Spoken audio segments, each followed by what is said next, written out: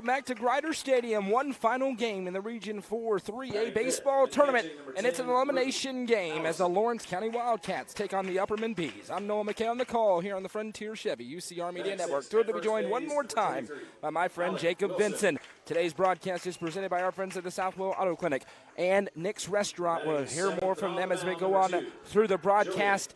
The stakes are simple in this ball game. You win, you are into the sectional round. You lose, and your season ends 2 steps short of the state tournament. And it is a rematch. Upperman defeated Lawrence County 2 days ago here on this field, but a little bit of a different stakes in this game. And a little bit of a different pitching matchup, at least for Lawrence County. As we welcome into the Crouch Team with Highlands Lake Real Estate pregame show, it is Juju Yano, arguably the #1 pitcher in the Upperman rotation, really has kind of slotted into that role this season, the Monday starter. He started on Thursday in limited action. It's his game here with their backs against the wall. On the other end, Lawrence County has their #1 going for the first time in this tournament, Kason Smith. It worked out nicely for Lawrence County the way that the tournament shaped out. They didn't have to play Tullahoma. They run-ruled DeKalb County earlier and saved Smith's arm. So we've got a top-tier pitching matchup with 2 teams fighting for their seasons. Yeah, it doesn't get any easier for Upperman, obviously, taking on Lawrence County, which was already a pretty solid ball club, but now you get to face their #1 pitcher, and he's one of the top pitchers in that district in AAA, but Juju Yano has been good all season long. The numbers prove it for him. He has been the best pitcher for the Bees this season by the numbers so far this year. Their most consistent starter, and they're going to need a good start. They need a good first inning to get started here in this one against Lawrence County. Upperman is the home team, so they will be in the field to start, and Juju Yano has the best numbers of anybody in gold and white. He has a 4-1 record. This is his 12th appearance, his 8th start. He has 3 complete games and 1 shutout, a 1.54 earned run average in 45 1/3 innings pitched. Juju has 20 runs, only 10 of them earned, 55 strikeouts to 20 walks on 36 hits, and batters hitting .214 against him. Everybody, once again, is available in this game. The only 2 who will be on pitch count watch are Wyatt Curtis, who we don't anticipate seeing, but he's available, and Chris Worsing, who pitched well earlier against Tullahoma and gave the Bees a shot. They fell 5-2 in that game, only 3 hits. The emphasis, talking to Wes Shanks in between games, they know they have to hit the ball better, especially against another really good pitcher in the form of Kason Smith. And we've seen that at times from this Bees team so far this season, where they kind of fall into a lull a little bit, and especially when it's outside of that top 3 in the lineup. The top 3 in the lineup are usually very good at producing hits and producing runs in there, and that's exactly what they did against Tullahoma. It's been once they get past those top 3 where they struggle to find some of those runs. So if they're able to get some hits in the bottom part of the lineup, they may have some success today. Lawrence County will bat 1 through 9 like this. Leading things off is the shortstop, Jack Emerson. He's followed up by the left fielder, Alex Bedford. Batting 3rd is the center fielder, Isaiah Bentley. Batting 4th, the DH, Truett Kidd. Batting 5th, the first baseman is TJ Gobble. Batting 6th is the second baseman, Caden Smith. Batting 7th, the third baseman, Cole Schultz. Batting 8th, the right fielder, Caden Short. And batting 9th is the pitcher, Kason Smith. Cutler Cope is the catcher. He's being hit for by Truett Kidd. First pitch of the game from Juju Yano is a fastball on the outside corner for strike 1. And that's a good sign right there. If Juju Yano's getting that pitch all game long, it's going to be good zone for him. That was pretty generous as the 0-1 pitch fired in. There's the slider ripped over. Carson Shoup stabs it. He's got to make a good throw. It is over to first in time, and it's quickly 1 out on 2 pitches. Yano, he did get tagged a little bit.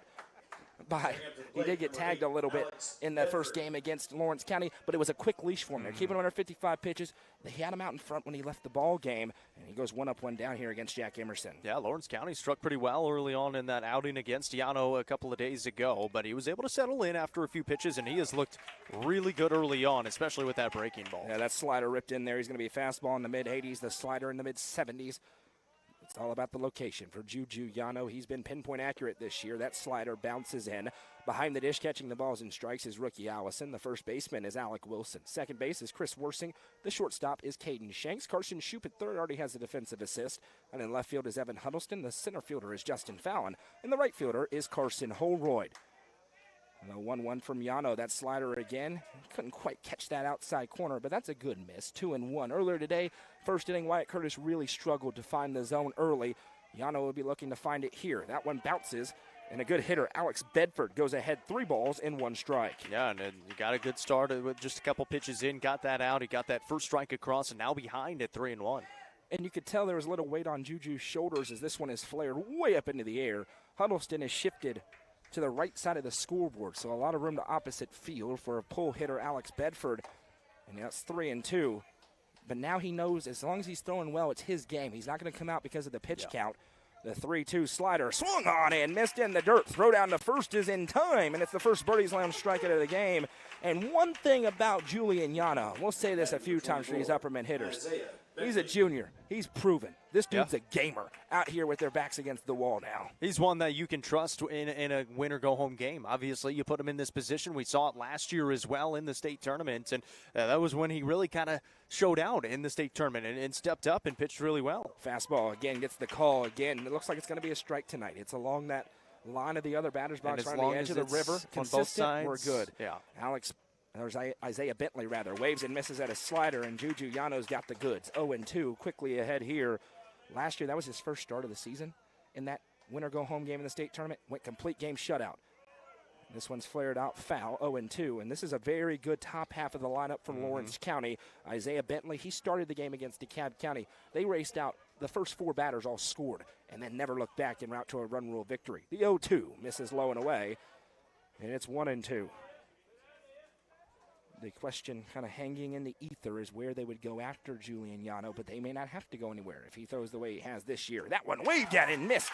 The second Birdies Lounge strikeout in a row for Juju Yano, and that is a dominant inning out of the ace in the Upperman rotation. We'll head to the bottom half in the Region 4 3A tournament presented by the Southwell Auto Clinic and Nick's Restaurant on the Frontier Chevy UCR Media Network. What if opportunity was all in a day's work? We find new ways to make vacation dreams a reality. And that inspires me to do my best work every single day. What if you can make a real impact in people's lives with a team that cares? What I do matters, not just for guests, but for my team. We rely on each other each and every day. What if your work inspired fun and moved people? We put the world on vacation. Our job is to make people happy. Inspiring travelers around the world to live their best lives never stops being fulfilling.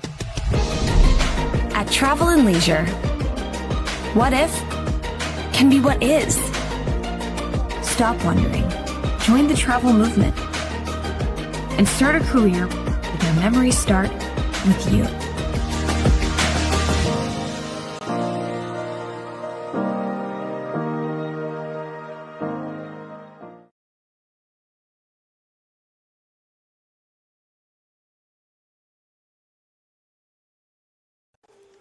Welcome back. A strong inning on the mound for Juju Yano to open up the game. Now the Upperman bats hoping to join the party.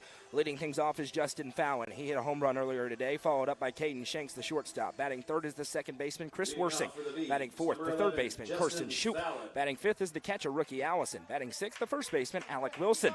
Batting seventh, the pitcher, Juju Yano. Batting eighth is the right fielder, Carson Holroyd. And batting ninth is the left fielder, Evan Huddleston. They get the ace in the rotation for Lawrence County. Rare this late in a tournament where you get a matchup like this on the mound, but we've got it. Kason Smith in his first action of the tournament, one of the best pitchers in District 8 AAA.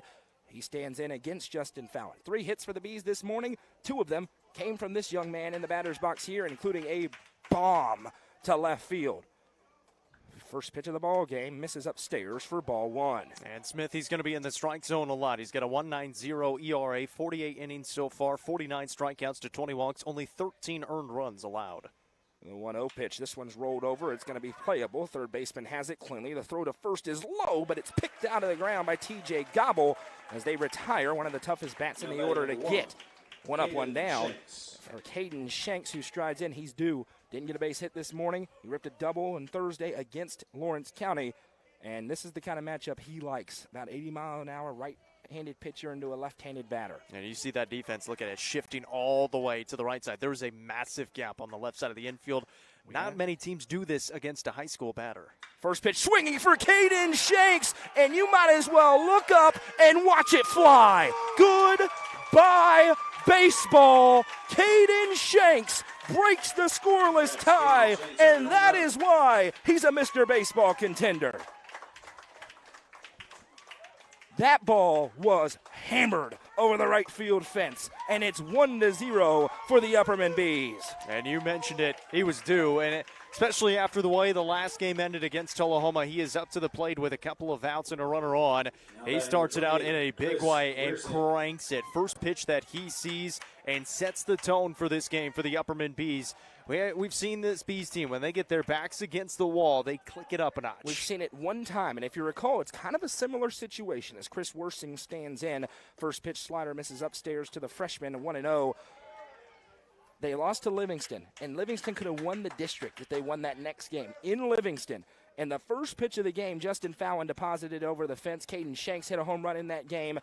And it's 1-1 as Worsing fouls this one away. That's the only time we've seen this Upperman team with their backs against the wall early on. They've got a 1-0 lead.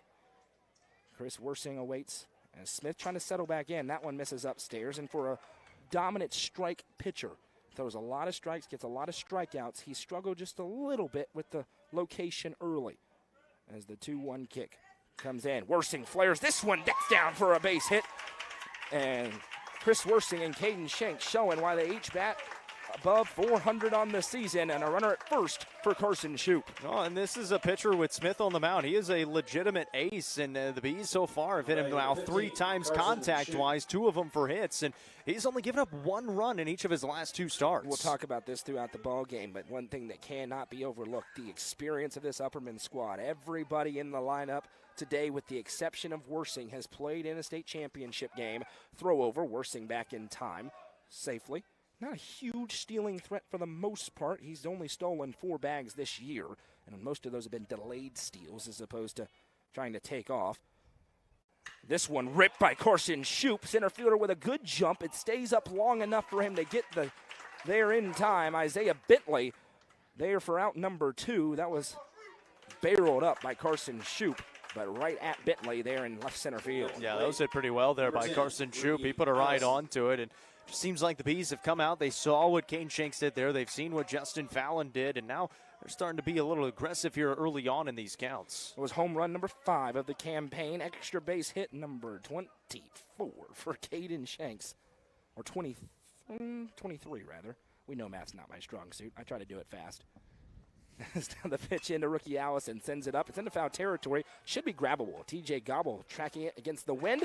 He makes the catch, and that will retire the side, but not before a Caden Shanks nuclear strike over the right field fence. Makes it 1-0 Upperman here in the Region 4 3A tournament, presented by the Southwell Auto Clinic and Nick's Restaurant on the Frontier Chevy UCR Media Network.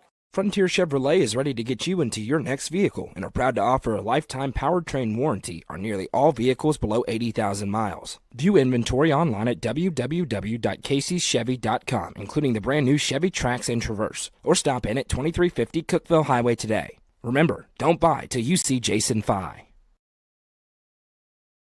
Delicious Pan Pizza is Domino's best-kept secret. With locations in Smithville, Sparta, Livingston, Allgood, and 2 in Cookeville, Delicious Pan and hand-tossed pizza, pasta, and more is never far away. Use the Domino's app to take care of your game day eats today. Domino's is proud to support this broadcast on the UCR Media Network.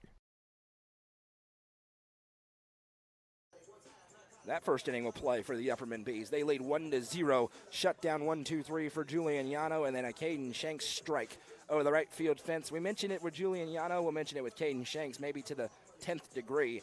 Caden Shanks is a gamer, and he was ready to go on that one. And now Upperman has the lead, but there's a lot of baseball still to be played. 4, 5, 6 due up for the Wildcats. Truett Kidd, TJ Gobble, Caden Smith for a lineup that hits it very well. 1 through 9. Truett Kidd going to try and get him started and become the first base runner of the game for Lawrence County. Well, you can't say enough about what experience has, especially for this Upperman team. I mean, obviously, they've been to the state championship game the last couple of years. They won it 2 years ago, a 1-0 game last year. So they have been there. They have done that. Like you say, they've gotten the T-shirt. All of these guys have experience, with the exception of Chris Worsing, who is one of their better players on the team this year as well. So when you can go back on that experience and you can come into a game like this, yeah, it's an elimination game. Your season absolutely could be over after this, but sometimes you have that comfortability to say, hey, we go out there and play good, we're playing next week. And a lot of times you'll see, and we interact with high school kids a lot, especially before games, you'll see a little nerves. The Bees up here felt pretty calm, cool, and collected. They were having a good time in between ball games, didn't appear to have any panic. Of course, a long way to go in this one, but a strong start for the team that's been to back-to-back state championship games. Standing in here is Truett Kidd as Yano kicks and deals, and fastball misses outside. 80 on the gun. He's been about 80, 81, 82 so far in this one. And we saw that's about where he usually is. We saw a little bit of fatigue on the arm of Wyatt Curtis earlier on. There's a good pitch on the outside corner for strike one. And I kind of wondered how long that leash is here for Juju Yano. He threw just under those 54 pitches back on Thursday, so he's only on a couple of days rest. Yeah, 52 pitches, and now he's dotting up that outside corner. That one is a strike. It's been generous early. That one's a good pitch to go 1-2. Yeah, it's been over on that close to that other batter's box line. The 1-2 slider, and got him reaching at that one. Staying alive. Truett Kid will do it again. 55 birdies, allowed strikeouts on the season so far for Yano. Entering today, he's added 2 more already. Looking for the trifecta. Big nod of the head, yes. Delivers in the slider. This one's ripped over towards Shoop, and he can't get it cleanly. That's going to be an E5. And now, base runner on for Lawrence County, tying run on the base pass. Yeah, that's a good piece of hitting there. You just put it in play and try to make the defense make a play. Schupo's unable to do so, and now for Lawrence County, you try to build on that. Tried to stick the glove out at it. He gets in front of it. It's probably an out. Second error of the day. And now TJ Gobble stands in. He has home run power. Standing into the batter's box here. Multi-sport athlete, big basketball player, big dude. Maybe a football player. Haven't caught a Tullahoma or a Lawrence County football game, so I couldn't tell you that. But he looks like a football player. We went down to Lincoln County, but not Lawrence County. Good slider. Dots up the outside corner, and it's been the call. So Juju Yano smartly going to it over and over and over again. Can't do much with that pitch. Hey, it's a wide zone. If they're going to give it to you, you're absolutely going to try to hit it. Runner at first with nobody out here for the Wildcats. Yano looks over his shoulder a couple of times. Slider again, that time waved at and missed. That was down Main Street, 0-2. And there's a difference between the first game for the Bees and this one in the zone, at least, where this has been consistent so far. It was the inconsistency in that first game. It was game. Very inconsistent earlier on today. This one's been wide but consistent. 20 pitches, 15 strikes for Yano. As he kicks and deals in a fastball, Gobble tries to time it up. Sends it foul, and we'll do it again.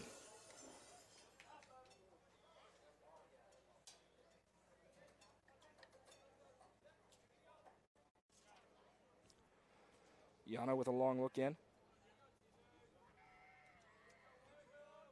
Now he sets and deals. The slider again. This is barreled up into center field for a base hit. Fallon to it in time to hold the runners.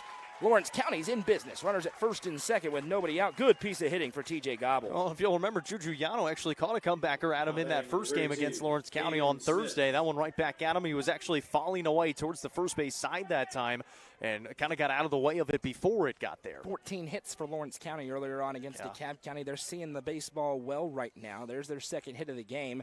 First hit of the game. Runners at first and second. Yeah, I can't read right. It's the first hit of the game. Runners at first and second. Caden Smith standing in, the 6-hole hitter. Looking to score a run. He shows bunt. There's a fastball right there. Throw behind the runner, and that gets into the runner, but he's in safely. Rookie Allison loves to do that. He's got a laser on his right arm. I've mentioned it before. They do a really good job. They throw it through the pitcher, so it looks like it's going back to Yano, but it's got enough pace to get to second base.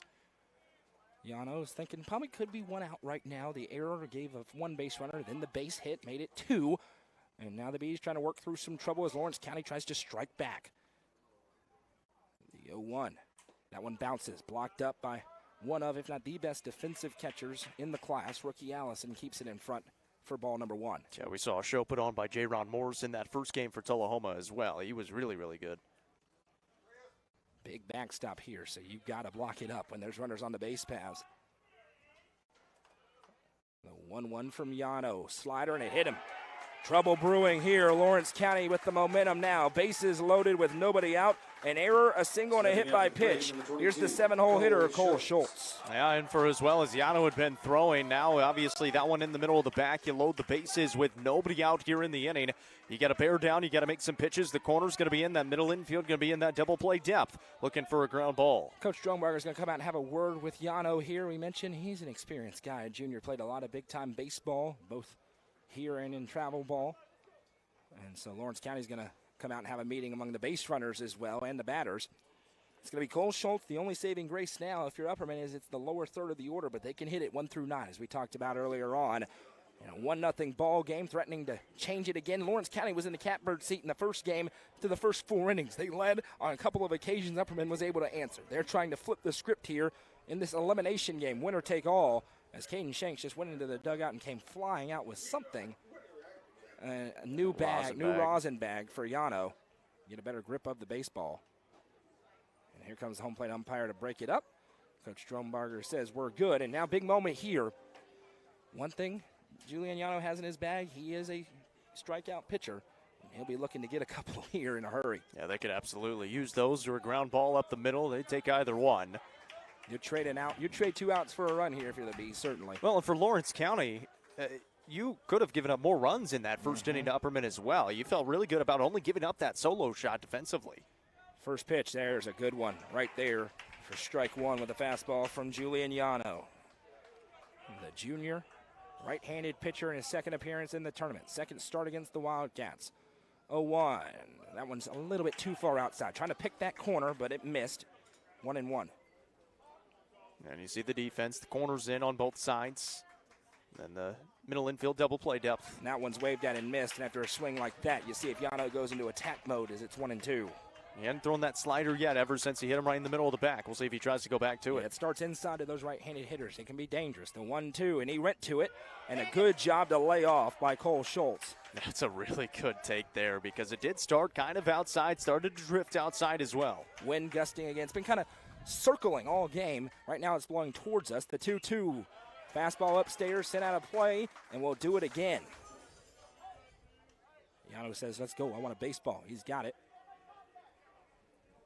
7-hole hitter Cole Schultz trying to break or get a tie or take the lead, rather. Here comes the 2-2. Slider swung on, and it's a base hit. 1 run will score for sure. Huddleston is to it, and Gobble will stop.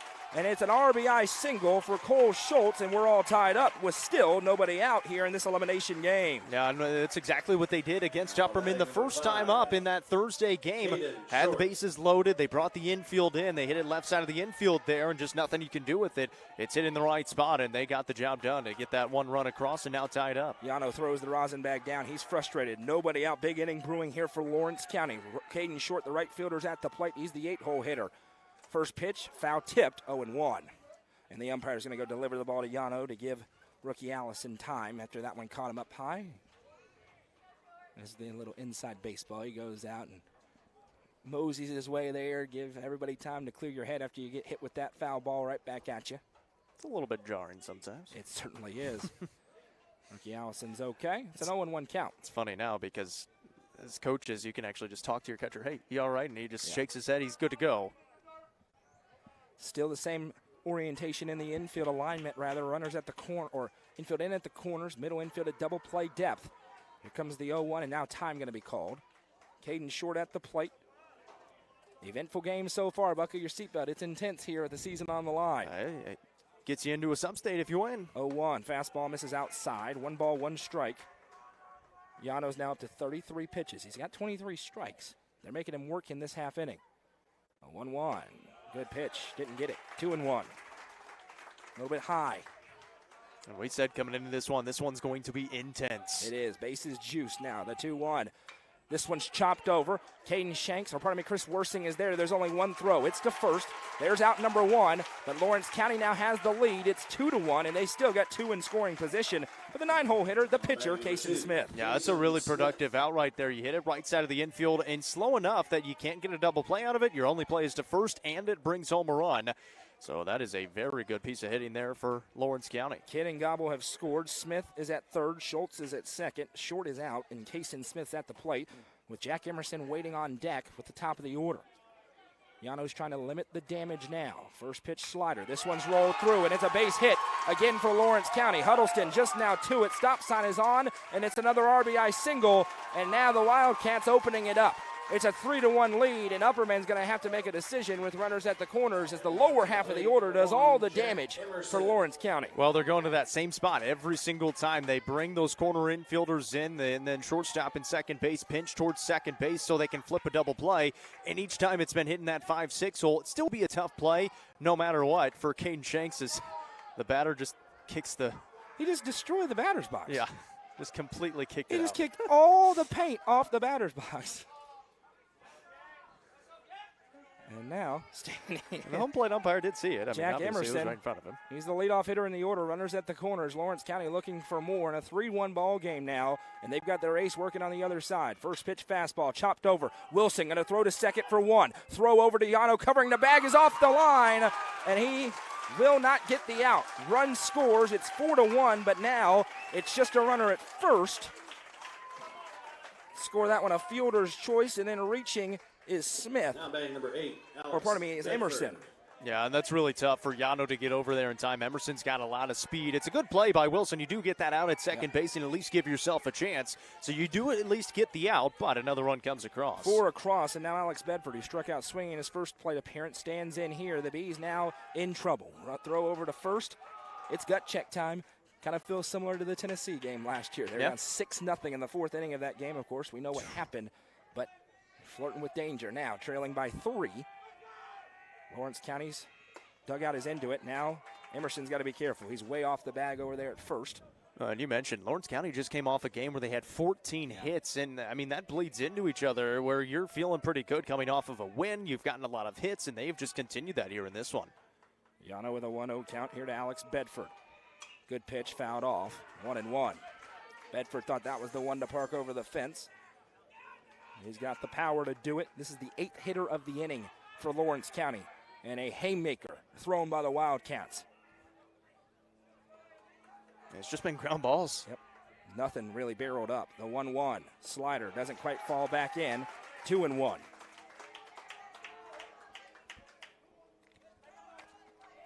And there's a wasp flying around us here, so we're going to try to not scream into the microphone. Here comes the 2-1. It's actually on the scoreboard, so I couldn't update it. Fastball. Not sure where it missed, but it did. 3-1 now to Bedford. Isaiah Bentley on deck, and this has been a big inning for Lawrence County and a nightmare inning for Upperman. Tons of noise coming out of that Wildcats dugout.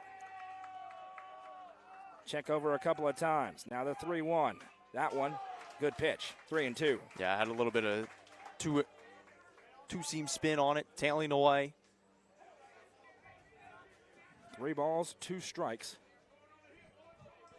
2 outs, runner at first, 4 across for the Wildcats. The Bees going to look for an answer in the bottom half whenever it comes. A payoff pitch coming here from Yano to Bedford, one of the best hitters in the order. Jack and deal, runner takes off with 2 or a 3-2 count. He can run on the motion. This one's fouled off, and we will do it again. Wouldn't be surprised if Yano checks over here. Of course, there's only 2 results that can happen here. You're either going to get on base or the inning's over, so you can get a running start. A check for Yano. Now he's going to come home. The payoff pitch sent a long way. Evan Huddleston ranging back. Well struck. It's down to the warning track. Huddleston just now to it. This is going to score a run. An RBI double for Alex Bedford, and Upperman's in big trouble. 5 across for the Wildcats, and they may not be done yet. Yeah, what a start for Lawrence County, especially after Juju Yano looked as good as he did in that first inning. It has just continued and piled on here in this second inning. I'm a little surprised we haven't seen a move yet by Wes Shanks at this point. It's the only solid contact he's given up. It's all been ground balls. Isaiah Bentley, the 9th hitter of the inning, stands in 0 for 1 with a strikeout. A huge inning here for Lawrence County. It is a 4-run game, not insurmountable, but Upperman looking to stop the bleeding.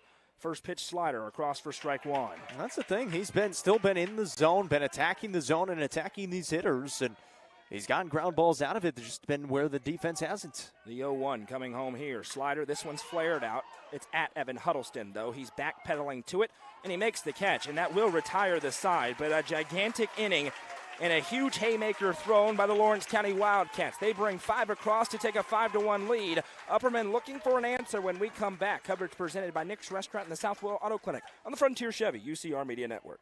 Sonia Brown is a full-service realtor and is licensed across the state of Tennessee, listing and selling residential and multifamily, land and farms, commercial and industrial properties. Sonia handles the sale from start to closing and beyond. Let her put her 30-plus years of experience to work for you. Sonia Brown with American Way Real Estate has been supporting student-athletes in the Upper Cumberland since 1990. You can reach Sonia Brown at 931-979-7145. Sonia Brown, realtor with American Way Real Estate, is proud to support this broadcast on the UCR Media Network.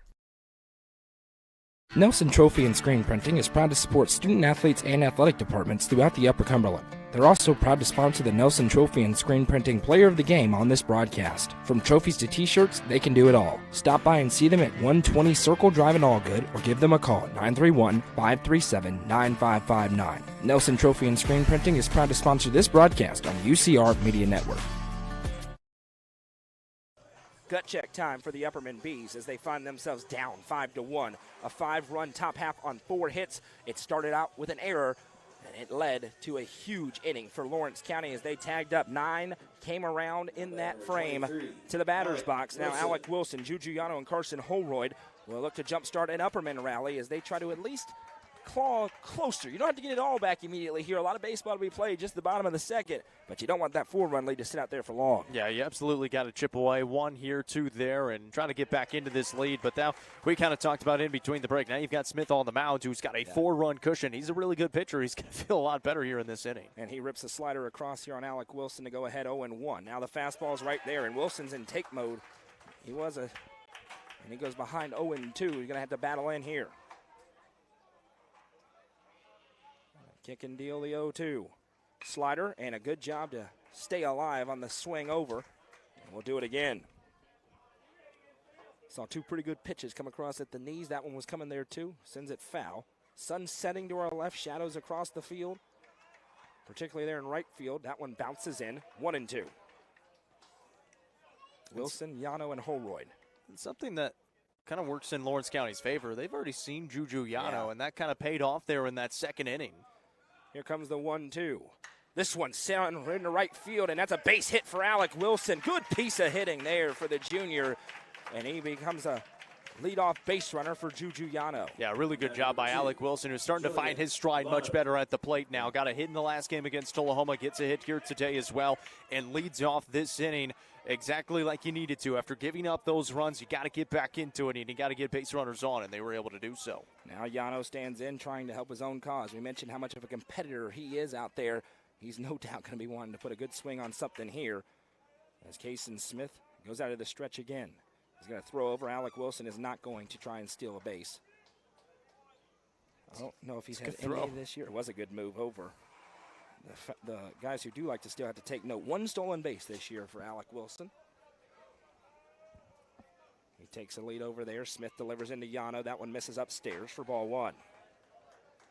And again, for Upperman, you don't have to get 4 runs back here. But if you can get 1 or 2, you start to feel okay again. But right now, you just got hit with an uppercut from Mike Tyson. As that one misses upstairs. Doesn't feel good. That's 2-0. Pretty good way of putting it. Didn't knock you down, but you got to get back up. Yeah, you didn't get totally KO'd, but, man, it may have knocked you down for a minute. You got up at the count of 7.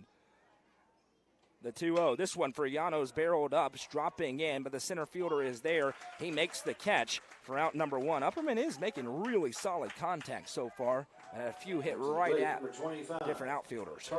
That's the thing about that Lawrence County inning. Still, there wasn't a lot of contact. They just were able to get the base runners on. Obviously, the hit by pitch was in there as well, and then just ground ball after ground ball after ground ball, and then more ground balls to the right side of the infield, and then really just the one solid hit that got to the end of the wall. And they're going to send out a pinch runner here, potentially.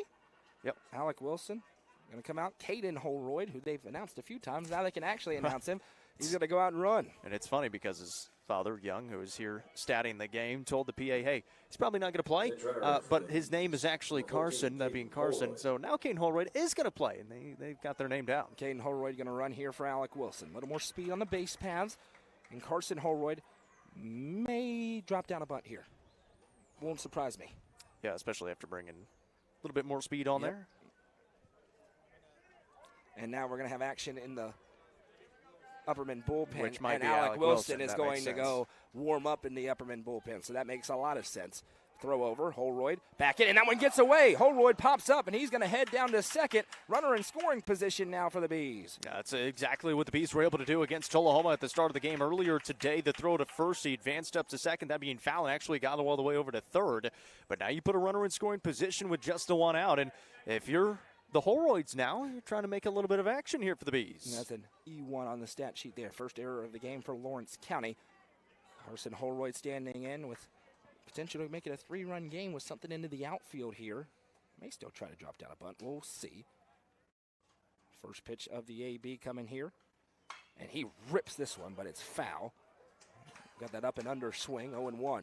Yeah, it was so far inside, he kind of had to drop the barrel down to his knees, was able to get there, and obviously he kind of saw that topspin on it. Cole Schultz was in at the grass before. Now he's all the way back, and that may change the calculus. If you're Carson Holroyd, put a bunt down that line, you're going to be safe by a mile. The 0-1 coming. He's going to swing away. Slider across for a strike, 0-2. He goes ahead again. Evan Huddleston on deck, and then looming is Justin Fallon, who they love to get up in this half inning. It's a really good pitch from Smith to get across. Holroyd now going to have to battle in. We saw Wilson get a single after being down 0-2. This pitch from Smith, a slider, and he got him. Swung on and missed for the strikeout. Kason Smith gets his first of the day.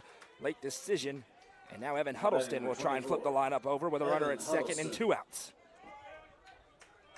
And Alec Wilson just now getting out to that bullpen, so he needs Evan Huddleston to find a way to work along AB. It might just be one of those where you take a couple of pitches, even if there are going to be strikes, just to give him a little bit of time. And usually Evan Huddleston pretty good at working those counts. Still, again, a bit sizable lead, a 4-run advantage. Now you're seeing it. Yep. Wes Shank's going to come over and have a word with Evan Huddleston, and he may talk for a while. He's going to pull the card out, and Alec Wilson is on the mound out there in the bullpen getting loose. Runner at second is Caden Holroyd. He's the runner for Wilson. Huddleston's at the plate. Behind him is Justin Fallon. If Evan Huddleston finds a way to get on, Upperman could get a lot closer in a hurry. Now, we also saw Alec Wilson come in against Lawrence County the other day, and he pitched really well in that outing, in that short outing later on in the ball game. And you wonder if Lawrence County, they got Juju Yano timed up now, the second time seeing him this week. Evan Huddleston stands in. First AB for him today against Kason Smith. First pitch, fastball, low and outside, ball 1. Yeah, now you're definitely going to be taking a few. Alec Wilson had a single. His runner's at second. Yano flew out, hard hit ball to center. Then Holroyd struck out. Now here we are with Evan Huddleston with 2 outs. The 1-0. This one flared over. Long way to go for the second baseman. But taking him towards first. Flips over. Bang, bang play in time for the out. And that is a big inning for Lawrence County as they put up a 5 spot in the top half and don't allow anything in the bottom. They'll be looking to add on when we come back in the Region 4 3A tournament. Coverage presented by Nick's Restaurant in the Southwell Auto Clinic on the Frontier Chevy UCR Media Network. From the sports field to the hunting field, our friends at Hall Sports and Outdoors can outfit anyone. Located in the heart of Jamestown at 207 South Main Street, Hall Sports and Outdoors carries everything from kayaks, fishing gear, and camo to guns and ammo. With top brands such as Columbia, Timberland, Under Armour, Asics, and much more, nobody can top their selection. Need some custom gear for your team? They also offer uniforms, gear, and custom embroidery. Stop by and see them at 207 South Main Street in Jamestown. Hall Sports and Outdoors, proud sponsor of this broadcast on the UCR Media Network. Clint Connor is your local auctions expert. With full service from start to finish, the Exit Crossroads Auction Group are here to make the process easy for you. Visit crossroadsauctiongroup.com for more details and current auctions. Clint Connor, your local auctions expert, is proud to sponsor this broadcast on the UCR Media Network.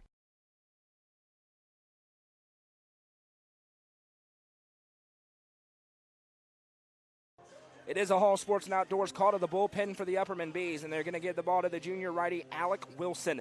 4.62 ERA on the season, 1-4. This is his 13th appearance. He has 1 complete game, 1 shutout, and 1 save. In 30 and a third innings pitched, he's allowed 22 runs, 20 of them earned, 26 strikeouts to 11 walks, 37 hits, and opponents hitting .291 against Alec Wilson. He pitched well against Lawrence County on Thursday, and he is tasked with keeping it right where it is before 1-2-3 will be a due-up for the Bees in the bottom half of the third inning. Yeah, pitched really well, really utilized his breaking ball well, was able to pinpoint the fastball as well.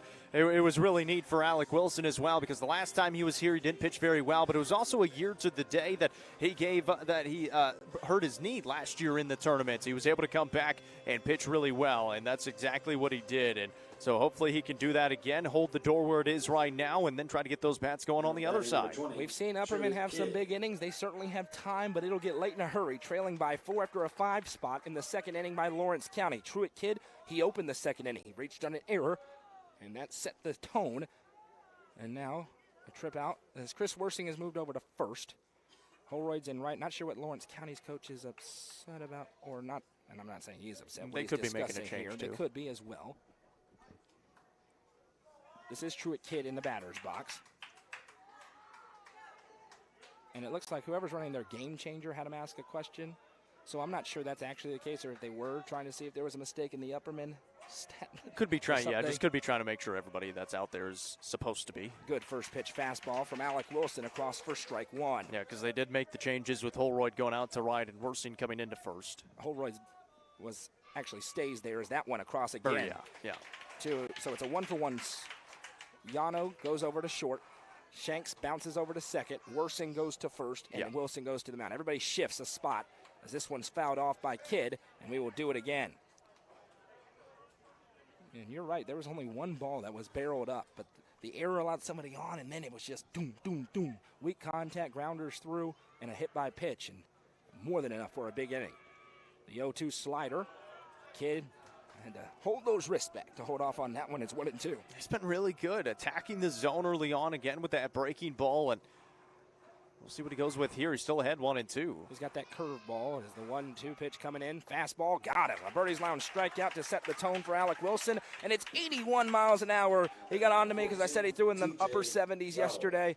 That is in the 80s for Alec Wilson at 81 on the gun. Yeah, it goes up in the zone as well. Tough to catch up to when you're ahead 1-2, and a really good job. Fair play to Alec Wilson for getting on to me about that. There's a breaking ball in there for strike one to TJ Gobble. Really tough pitch from Wilson. When that one's working, he's at his best. He likes to work fast as he goes to work here with the 0-1. Fastball fouled back. He's quickly back ahead 0-2. If you recall the Gordonsville game where he was working at a blistering pace in that complete game victory for him. Same thing against Watertown in relief in that one of Chris Worsing that one day. He's ready to go with the 0-2. Here to Gobble. Fires the fastball. Bounces. Gobble lays off. Caden Smith behind him. Are they making turkey call noises in the dugout for Lawrence County for TJ Gobble? They just were. Breaking ball got him. Swung on and missed. Back-to-back Birdie's Lounge strikeouts for Alec Wilson. And that's a good start out of the pen for the Bees, who need to keep it where it is at 5-1. That's the thing for Juju Yano. He was attacking the zone, but now you change up the timing just a little bit. The speed, velocity, just a little bit, tiny bit slower. Not much. They're pretty similar that between Yano and Wilson. Curveball versus slider. A little bit more break on it, top to bottom. As now Caden Smith, who was hit by a pitch, came around to score, stands in here. First appearance against Wilson, and he sends this one up into the air. Evan Huddleston trotting back, and that is a great inning by Alec Wilson on the mound. And it will be Fallon, Shanks, and Worsing due up looking for a rally when we come back. Coverage presented by the Southwell Auto Clinic and Next Restaurant on the Frontier Chevy UCR Media Network. Clint Connor is your local auctions expert. With full service from start to finish, the Exit Crossroads Auction Group are here to make the process easy for you. Visit crossroadsauctiongroup.com for more details and current auctions. Clint Connor, your local auctions expert, is proud to sponsor this broadcast on the UCR Media Network.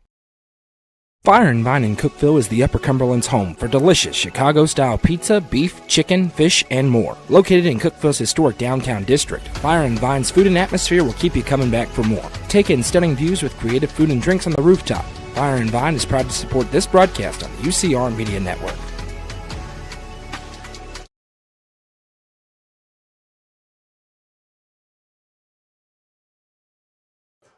Cason Smith back to work here, but he's got to deal with the monster bats. Justin Fallon, Caden Shanks, Chris Worsing due up here.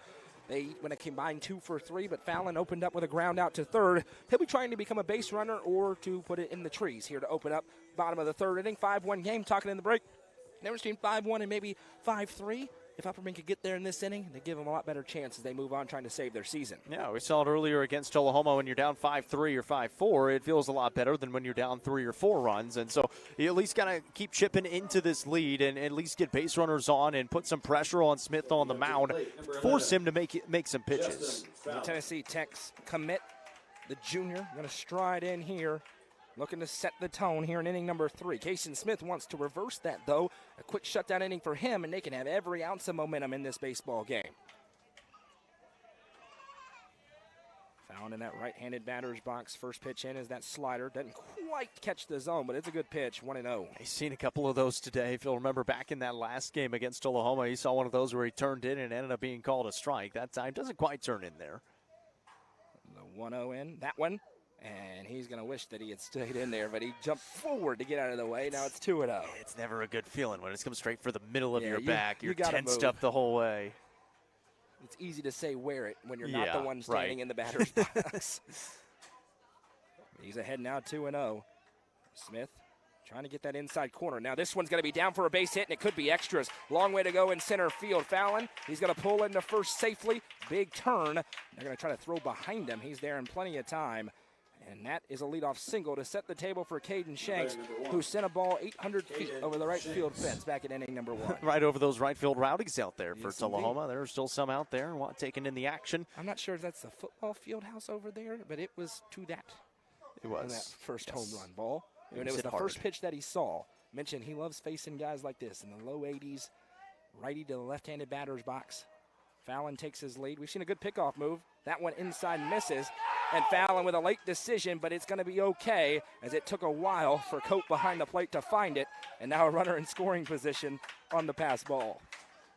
Yeah, I couldn't find it at first. Couldn't see it in the catcher. It kind of looked like he just had it right underneath him. It got away just a little bit, and then Fallon was able to take advantage. Takes away the standard double play ball.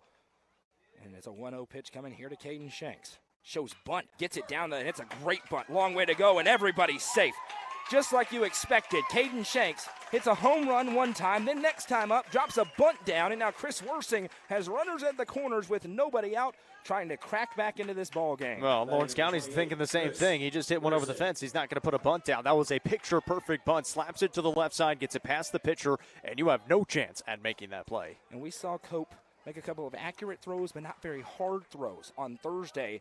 We'll see if they test him and maybe try to send Caden Shanks and take away another potential double play ball, or maybe for a hit and run. Chris Worsing has been an RBI sac fly artist, but you'd think you'd want him to hit a single if he could here and keep the momentum going. A couple of glances around. Shanks gets a great jump. That pitch misses, and he is in safely. Doesn't even have to slide. That's a domino stolen base, and 2 in scoring position now for the Bees. Runners at second and third. And here's Chris Worsing, the umpire having a word for him. I'm not sure what it was. We've had a problem with the batter's boxes. Here we go. Back-to-back base hits for the Bees. And it is the big bats, as I mentioned. Chris Worsing certainly one of those. Smith delivers in a good fastball at the knees to even the count up at 1. Yeah, this is the best opportunity right now for the Bees after being down by this many runs. This is your best opportunity to start chipping away at it. Can't leave this inning empty-handed. Yeah. Simply cannot. 1-1. Pitch coming for Worsing. Smith with a look over both bags. And Worsing tries to get the hands on that one inside. He's now behind 1-2. Carson Shoup is on deck here for the Bees. Chris Worsing, super poised all year long as a freshman. You wouldn't know it watching how he plays in there. He's been in this 3 spot the entire season. A couple of games in cleanup. Other than that, this has been his spot in the order. The 1-2 sends this one, and that's a base hit for Chris Worsing, and it will score 2. Here comes Upperman. It's 5-3. That's exactly what the doctor ordered for the Bees. Chris Worsing able to cash in on another couple of runs batted in, something he has done all season long. Takes it the other way, right past the pitcher. The second baseman shaded a little bit, unable to get there. And now a visit to the mound for Lawrence County. And still nobody out for Upperman. Is Carson Shoup going to stand in? He barreled up a baseball, but it was towards the center fielder in his first appearance. And now Coach knows as well. They've still got the lead, but now that gap is tightened enough to where there's going to be a couple more opportunities for Fallon, Shanks, and Worsing, who seem to be scoring all the time. Those 3 bats are red hot, Jacob. Yeah, and the pitching for them starts to become interesting. They've actually got 2 people warming up in the bullpen right now, a lefty and a righty. Obviously, Bentley went in that first game against DeKalb County. I didn't see how many pitches, so he could possibly, obviously, he's still available. It depends, and if he went 120, which I would doubt it. He did not. They're going to leave, of course, Smith out here. And he's their ace. This is the most runs he's given up in a long time. Carson Shoup going to stand in here. Upperman now with the rally caps on. There's nobody out, 2 across. And Shoup, he possesses a big bat. He has the power. Hadn't done it yet this year. He can send it over the fence. Just a sophomore. He's kind of that next in line with Worsing behind him as a freshman, working up through as they go junior, senior, freshman, sophomore in the top 4. Fouls off the first pitch that he sees, 0-1, as Smith is desperate for that first out. Rookie Allison, who has a knack for getting clutch hits in his career, is on deck.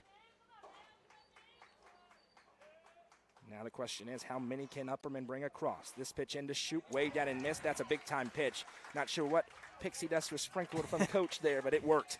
Yeah, that was one that you feel like you could probably hit. Shoup just unable to time it up. Here probably comes the slider in as it's the 0-2. They line up on the outside corner for Cope. Back in and plenty of time is Worsing. He's only stolen a couple of bags this year, 4 to be exact. That's 4th on the team behind Shanks, Fallon, and Huddleston. 0-2 coming here to Carson Shoup. A long look in. Now he delivers. Fastball. Got him swinging. That's a big punch out for Kason Smith for out number 1. Now here's rookie Allison. Still runner at first with 1 out, 2 across for the Bees. But they're looking for more here. That's exactly what Smith needed on the mound. Good visit to the mound. Settle him down just a little bit. Get that strikeout. And now you're looking for a soft ground ball somewhere if you're Lawrence County. For the Bees, you're trying to send something to the outfield and keep this inning going. Rookie Allison looks towards Smith. First pitch misses outside, tips off the glove. Worsing wisely. Hesitated, and once you hesitate, you go back. That's how they've run into so many outs this year. It's 1-0. Yeah, you couldn't tell how far that was going to bounce away. Decided just to stay. That's the right decision. Yeah. Because Cope was standing up there, he would have been a tough throw. The 1-0. Once you hesitate, though, you just go back. Fastball, that's right down Main Street for strike 1. 1-1 here. Alec Wilson, he's 1 for 1 with a single, waiting on deck. Already exactly what Upperman needed, but they would certainly love a run or 2 more. 2 across in this half inning. The 1-1 coming to rookie Allison. Fastball. This one sent a long way, ranging back, though, adamant center field. And now having to retreat is Worsing, as that's no problem for Isaiah Bentley for the 2nd out of the inning. And again, it's Fallon, Shanks, and Worsing doing all the damage. They need somebody else to come to the party. Alec Wilson may be that candidate, as he is 1 for 1 with a single so far. Yeah, you got the big hit in the Tullahoma game as well. And both of them have been to right field, so he's seen the ball a lot better. He's timing it up really well. See if he's able to come through with a big one here with a runner on 1st and 2 outs. Worsing takes a small lead over at first. Now extends it. Good throw, but he's back in time. Kind of just a dive towards the bag for Worsing. TJ Gobble, one of those as well. He'll hold it on until the runner gets all the way back up on top of the bag. We saw a little trickeration from him. Yeah. The fake pickoff error throw. Upperman didn't bite on it. Jeff Riedel was on it in that first base coaching box. Now throw over. No dive that time from Worsing. It was kind of close. It was close. Coach Riedel's probably saying, get down. No reason to risk it. Alec Wilson still waiting on his first pitch. He's going to be on the mound coming up in the 4th. First pitch in. A little bit inside for ball 1. We saw him go down 0-2 and then really rally back nicely in his last AB to get the base hit. Ripped it into right field. Smith delivers the 1-0. That one up and in. Nothing doing. 2-0. Yeah, he's been able to work some really good at-bats. And he mentioned that first hit. He got behind, and he saw a couple of pitches in the Tullahoma game that he didn't really like, but still he was able to work some of those and get a couple of hits out of them. The 2-0 coming. Wilson watches that one. Wow. I couldn't tell you where that one was. 3-0. That looked like a really good pitch. Must have been up. Upperman will take it. Runner at first. And now Wilson probably going to have to see a strike here as Kason Smith, who's known to throw a bunch of them, fires in that one, and that one's right down Main Street. Yeah, but if anything, you're making him work a little bit. And he was able to get the strikeout, able to get the fly out, and now you're starting to stretch him out. He's at 41 pitches now. Runner at first is Chris Worsing. He's been stuck there for a couple of batters. Kason Smith, look over. Now the 3-1. 3-2, here we go. High leverage situation. Juju Yano wants an AB. Kason Smith wants to end the rally with only 2 across, although it's gotten a lot tighter here in this half inning. Worsing takes another half step. Smith delivers in. Slider misses. Ball 4, and what an AB for Alec Wilson. Runners at first and second for Juju Yano. He flied out to center. Back in the 2nd, talking to Coach Shanks in between games, said Juju's hitting the ball really well in BP. It's just a matter of lining it up in the game. He would certainly love for it to be now. Anything down in the outfield probably scores Chris Worsing. Yeah, that's another really good AB as well to extend this inning by Alec Wilson. Going to come out again, this time for Collier Bush. He's the pitcher now, so it's a courtesy runner, and Collier Bush comes on. It's more than enough speed there. Anything into the gap could score him. And now the go-ahead runs at home plate. That's why those 2 runs are so important. Now you're in it, even if it's the 7th inning and it's this score and you're Upperman. Here comes Juju Yano, the 7th batter of the inning for the Bees. He also ensures something major as Smith delivers in a pitch. There's that outside that Juju was getting on the mound, and now it goes against him for a strike. It's been consistent. Now Justin Fallon is going to bat in the next inning. And Upperman certainly likes that. The 0-1 coming here to Yano. Smith trying to rally back in. That one fouled off, and now after a walk, he goes ahead 0-2, trying to get it back into the dugout with the lead intact. Now Yano trying to bear down here, especially after the start that he had, giving up those 5 runs. Here comes the slider, I suspect. Yeah. The 0-2 with 2 outs and 2 on. Jason Smith with a look back and delivering in a fastball, and Yano able to stay back on it and sends it foul. That's okay. If you see it's not breaking, you get ready for that fastball and you adjust to that. You keep fouling it off because at some point you're probably going to see that slider. A little easier to get ready for the fastball across. Runners at first and second here for Upperman. Already 2 across in the frame. Another 0-2 slider. Yano flips this one into right field for a base hit. And they're going to send him. It gets away from the right fielder. Chris Worsing will score. And it is now 5-4 and a big-time inning for the Upperman Bees. And how about that for both Alec Wilson and Juju Yano? They get down to 2 strikes. Alec Wilson is able to draw the walk and at least get a board. That one kind of bobbled out there in right field, and we've seen some really good defense from Lawrence County so far, but a really good job by the Bees. I don't believe that's going to go down as an RBI for Yano because it's going to come on the error in right field, but it is a single and then an error. And now Upperman in business, and they're going to be a pinch hitter. Braden Green going to come in here in a big spot, and he swung a good bat at times this year, so he's going to check in here for this pinch hitting opportunity with runners at the corners. What a AB there for Juju Yano to work the 0-2 count and still get on. Worsing scores, good base running by the freshman, and a good job by Wes Shanks over in the third base spots. We got on him a few times this year. He was sending him the whole way, and it was the right decision. And now a base hit ties the game for Upperman. Yeah, and you can see he's pulling out all the stops as well. Obviously, you saw him pull Alec Wilson out for a runner so he could start to get warmed up. Now you're seeing Braden Green come in to hit for Carson Holroyd with runners on. You're trying to continue this, and you said, you don't need all the runs back at one time. Well, you've gotten 2 back here in the inning and a chance to get another one on the board. It is 5-4. And Braden Green pinch hitting, and you also get the lefty bat against the righty pitcher. Kason Smith trying to bear down here and get the lead. Runner takes off towards second. That one caught a ball, and it's a domino stolen base for Juju Yano, who got a great jump, no throw. A base hit in the outfield gives Upperman the lead now. Talk about gut check time. 1-0 here for Braden Green. The 1-0. Big cut on that one. 1-1. That's right where you want it, right over that inside half of the plate. He tried to turn on it. Just couldn't quite get the barrel up there in time. 1-1 here to Braden Green. Smith delivers in. Big swing and a miss, and now, after 2 misses, you're going to see Braden Green have to choke up on the bat and try to battle in. 2 in scoring position.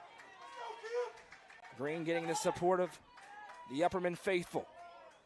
The 1-2 from Smith. Swung on, flared out, angling towards foul territory. Great jump in left, but they can't get to it. He would have if that chain link fence wasn't there. And Green stays alive, and we will do it again. Yeah, if only there were no fence guarding the bullpen. Listen, obviously you want to cash in with 2 in scoring position. You're the 8th spot in your lineup, though. You're going to get Fallon and Shanks up in the next half inning. The prospects of tying the game or taking the lead, no matter what happens here, very much there. This is a new ball game now because of this inning. Well, yeah, we said at some point the bottom half of the lineup was going to have to produce. They have finally stepped up and produced here in the biggest game of their season. Smith looking for the 1-2. Delivers in. Swung on and missed, strike 3. The lead is intact, but we've got a brand new ball game in Tullahoma. The Bees strike for 3, and we've got a race to the finish as we head to the middle innings. Coverage presented by Nick's Restaurant and the Southwell Auto Clinic on the Frontier Chevy UCR Media Network. Loading the kids in the car, brokering peace in the back seat, mastering the snack handoff without even looking. Why are simple things sometimes so complicated? Thankfully, with auto owners, insurance doesn't have to be one of them. We work with independent agents who keep insurance simple, so you can worry about more important things, like figuring out what's growing in that cup holder. That's simple human sense. Visit swallowsinsurance.com or call us today, 931-526-4025. Protecting your future. It's what we do.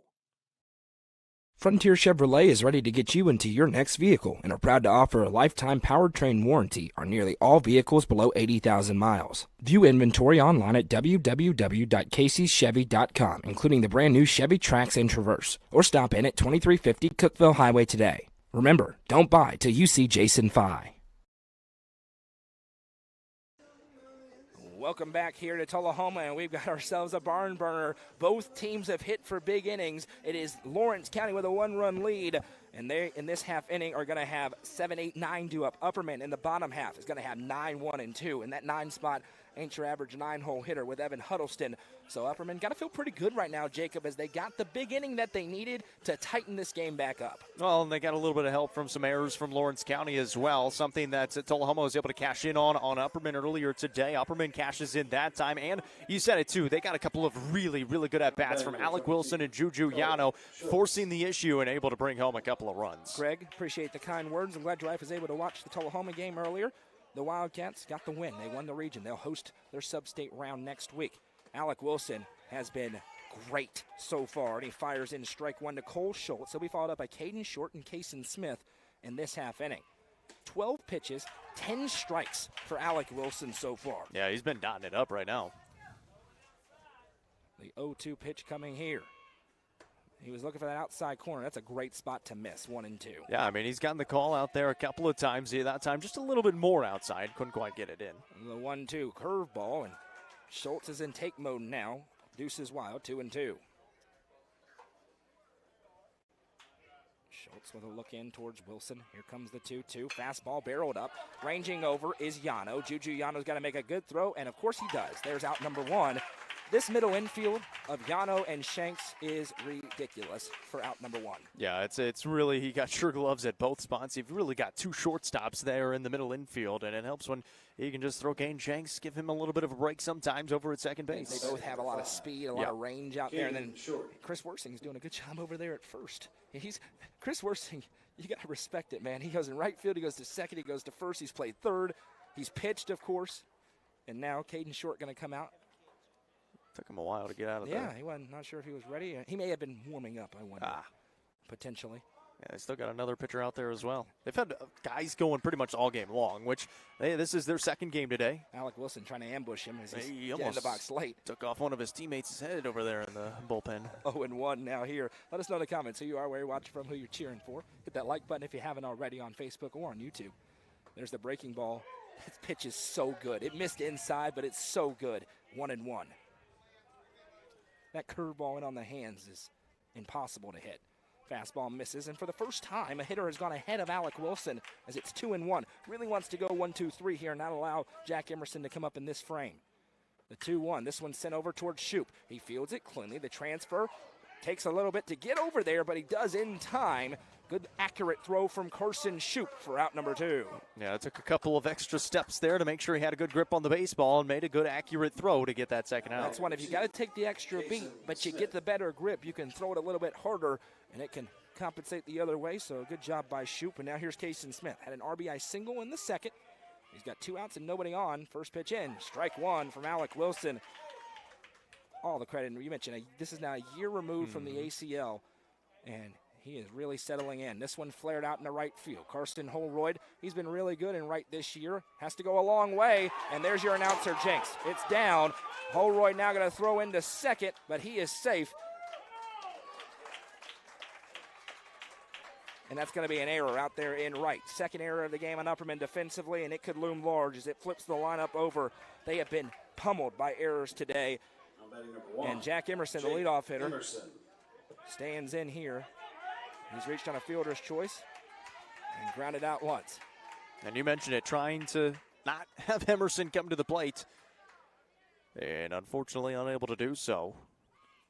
That pitch rolled over, going to be work for Yano. Has it cleanly, and he beats the speedy Emerson by a step, and a great job of bouncing back by Alec Wilson, who has pitched 2 strong innings. And it's go time for Upperman when we come back. 9-1-2 due up in the Region 4 3A tournament, presented by Nick's Restaurant and the Southwell Auto Clinic on the Frontier Chevy UCR Media Network. What if opportunity was all in a day's work? We find new ways to make vacation dreams a reality. And that inspires me to do my best work every single day. What if you can make a real impact in people's lives with a team that cares? What I do matters, not just for guests, but for my team. We rely on each other each and every day. What if Your work inspired fun and moved people. We put the world on vacation. Our job is to make people happy. Inspiring travelers around the world to live their best lives never stops being fulfilling. At Travel and Leisure, what if can be what is. Stop wondering. Join the travel movement. And start a career where memories start with you.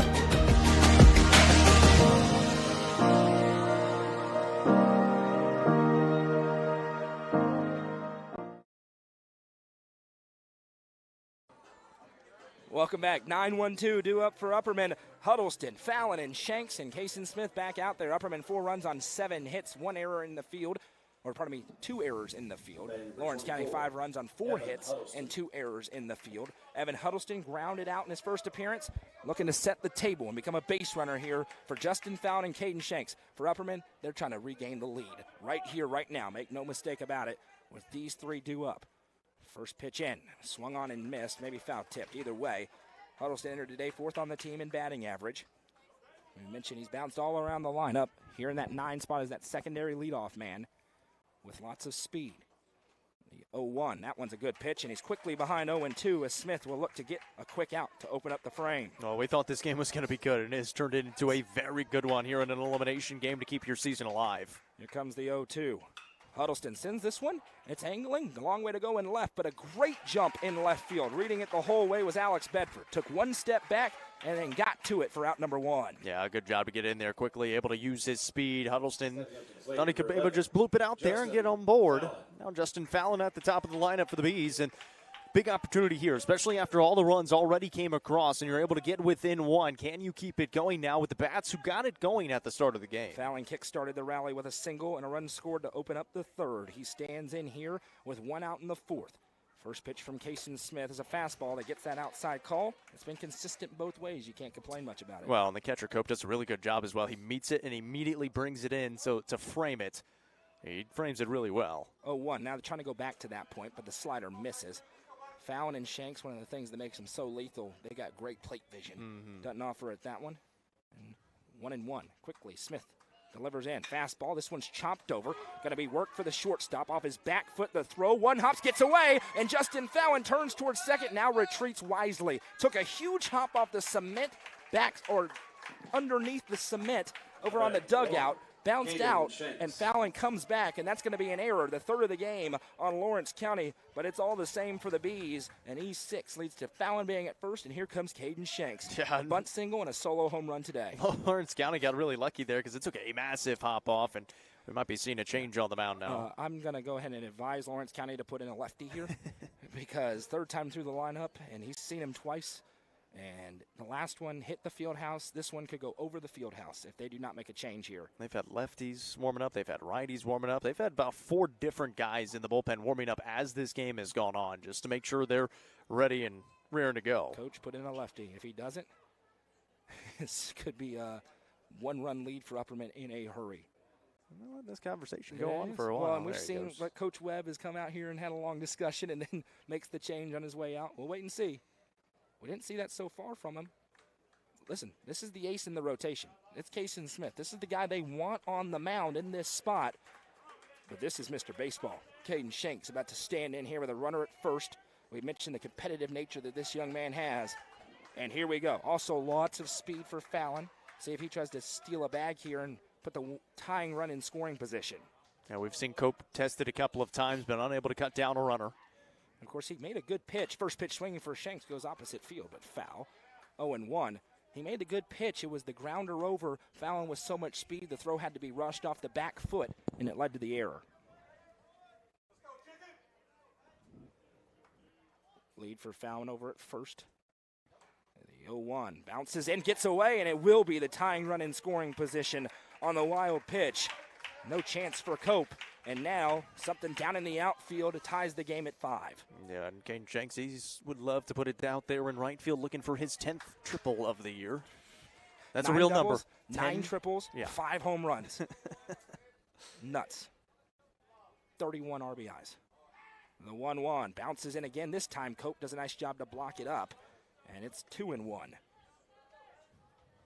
I'd be interested to see who they go to in the bullpen if Smith were to be pulled. Lots of options available. You mentioned even if you pitched earlier on, you can go again. Here comes the 2-1 into Caden Shanks. Misses outside, and now it's a 3-1 count. Favorable count to the best hitter in the park. And you got Chris Worsing up next, who ripped a RBI his last time up. And he's taking some healthy cuts in that on-deck circle over there. The 3-1 from Smith to Shanks, bounces ball 4. Cope can't find it. Now Fallon going to back up smartly. He would have been gunned down on a good throw.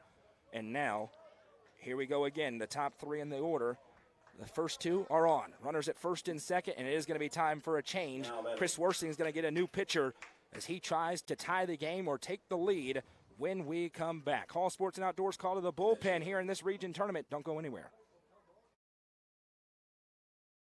Sonia Brown is a full-service realtor and is licensed across the state of Tennessee, listing and selling residential and multifamily, land and farms, commercial and industrial properties. Sonia handles the sale from start to closing and beyond. Let her put her 30-plus years of experience to work for you. Sonia Brown with American Way Real Estate has been supporting student-athletes in the Upper Cumberland since 1990. You can reach Sonia Brown at 931-979-7145. Sonia Brown, realtor with American Way Real Estate, is proud to support this broadcast on the UCR Media Network. Nelson Trophy and Screen Printing is proud to support student-athletes and athletic departments throughout the Upper Cumberland. They're also proud to sponsor the Nelson Trophy and Screen Printing Player of the Game on this broadcast. From trophies to t-shirts, they can do it all. Stop by and see them at 120 Circle Drive in Allgood or give them a call at 931-537-9559. Nelson Trophy and Screen Printing is proud to sponsor this broadcast on the UCR Media Network.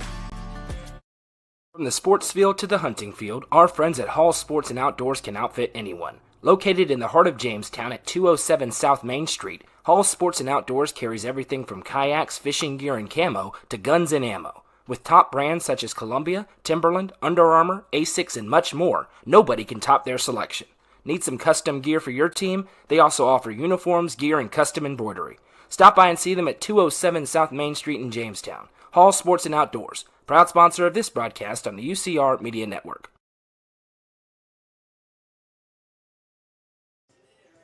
Welcome back as we head to a Hall Sports and Outdoors call to the bullpen. It's Logan Clayton coming in for the second time against Upperman this week.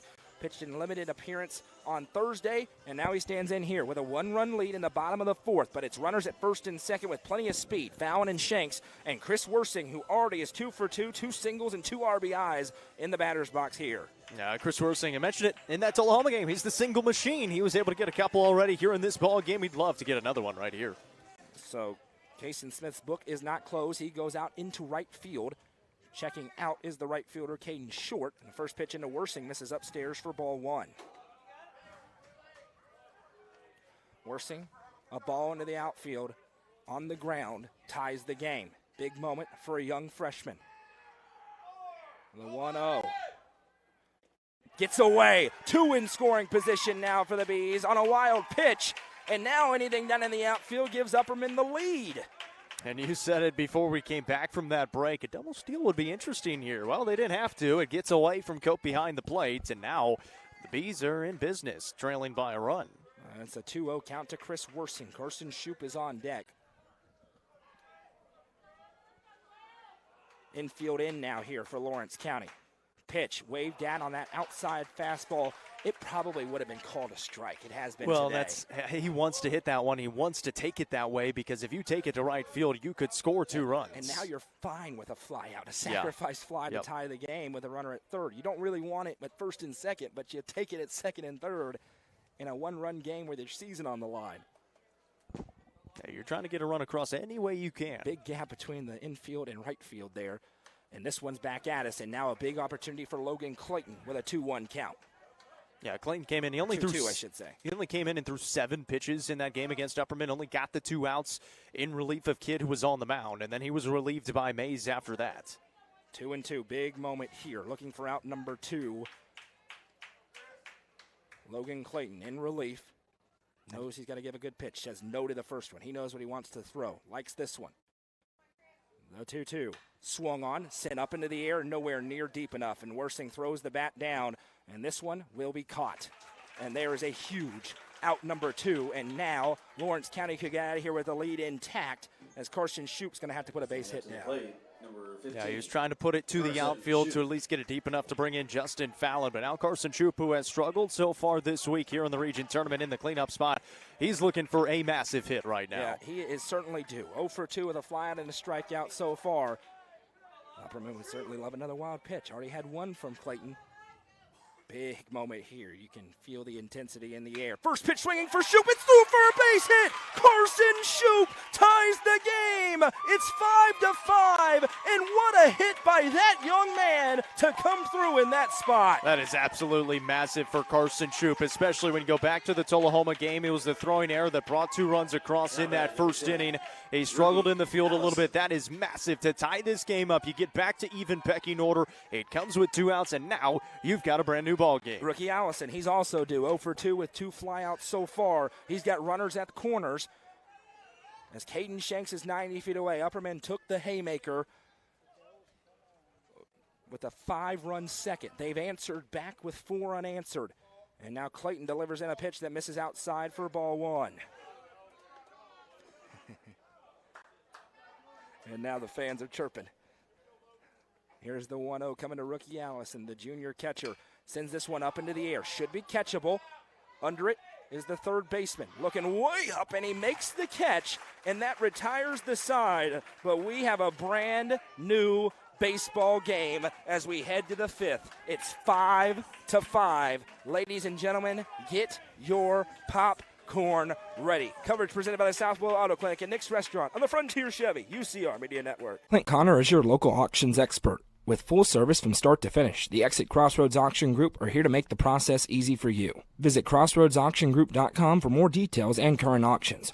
Clint Connor, your local auctions expert, is proud to sponsor this broadcast on the UCR Media Network. Fire and Vine in Cookeville is the Upper Cumberland's home for delicious Chicago-style pizza, beef, chicken, fish, and more. Located in Cookeville's historic downtown district, Fire and Vine's food and atmosphere will keep you coming back for more. Take in stunning views with creative food and drinks on the rooftop. Fire and Vine is proud to support this broadcast on the UCR Media Network.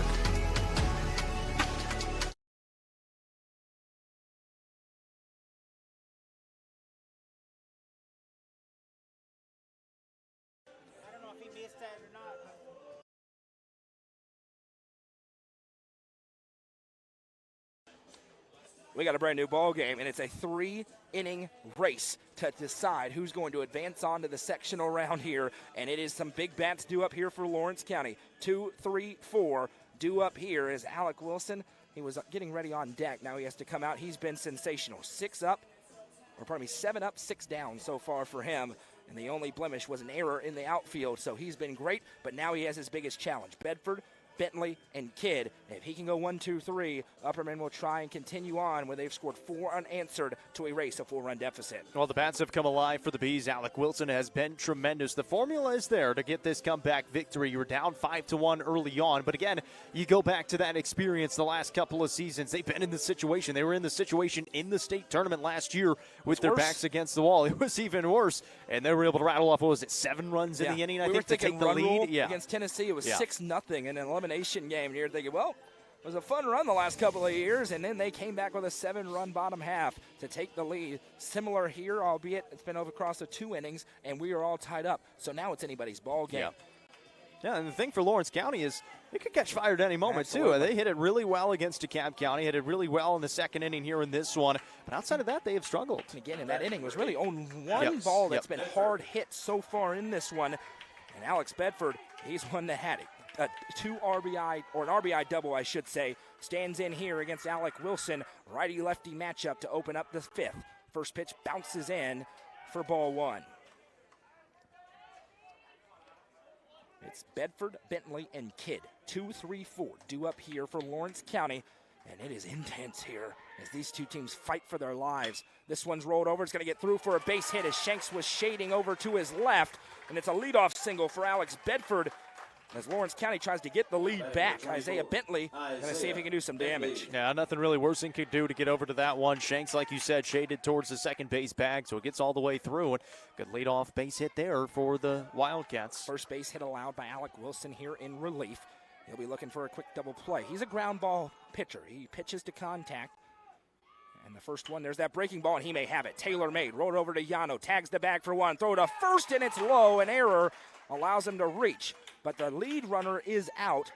Yano had his back foot on the bag, and that one came in low to Worsing. Worsing not the traditional first baseman either. That's a tough pick. And so that'll be a fielder's choice and an error. Well, the thing is now, you've seen two balls. Just a fielder's choice is how it's scored. You've seen two balls get passed and go to the dugout, and they take massive bounces off. So if you're seeing that as a middle infielder, you're going to be pretty aggressive on the throws to first base, because even if it gets passed, it's probably bouncing back pretty good. Truett Kidd now standing in. First pitch swing. Sends it out. More work for Carson Holroyd. He's under it in right. Angling towards and makes the catch. And now throws behind the runner, and he got him. Oh, called safe.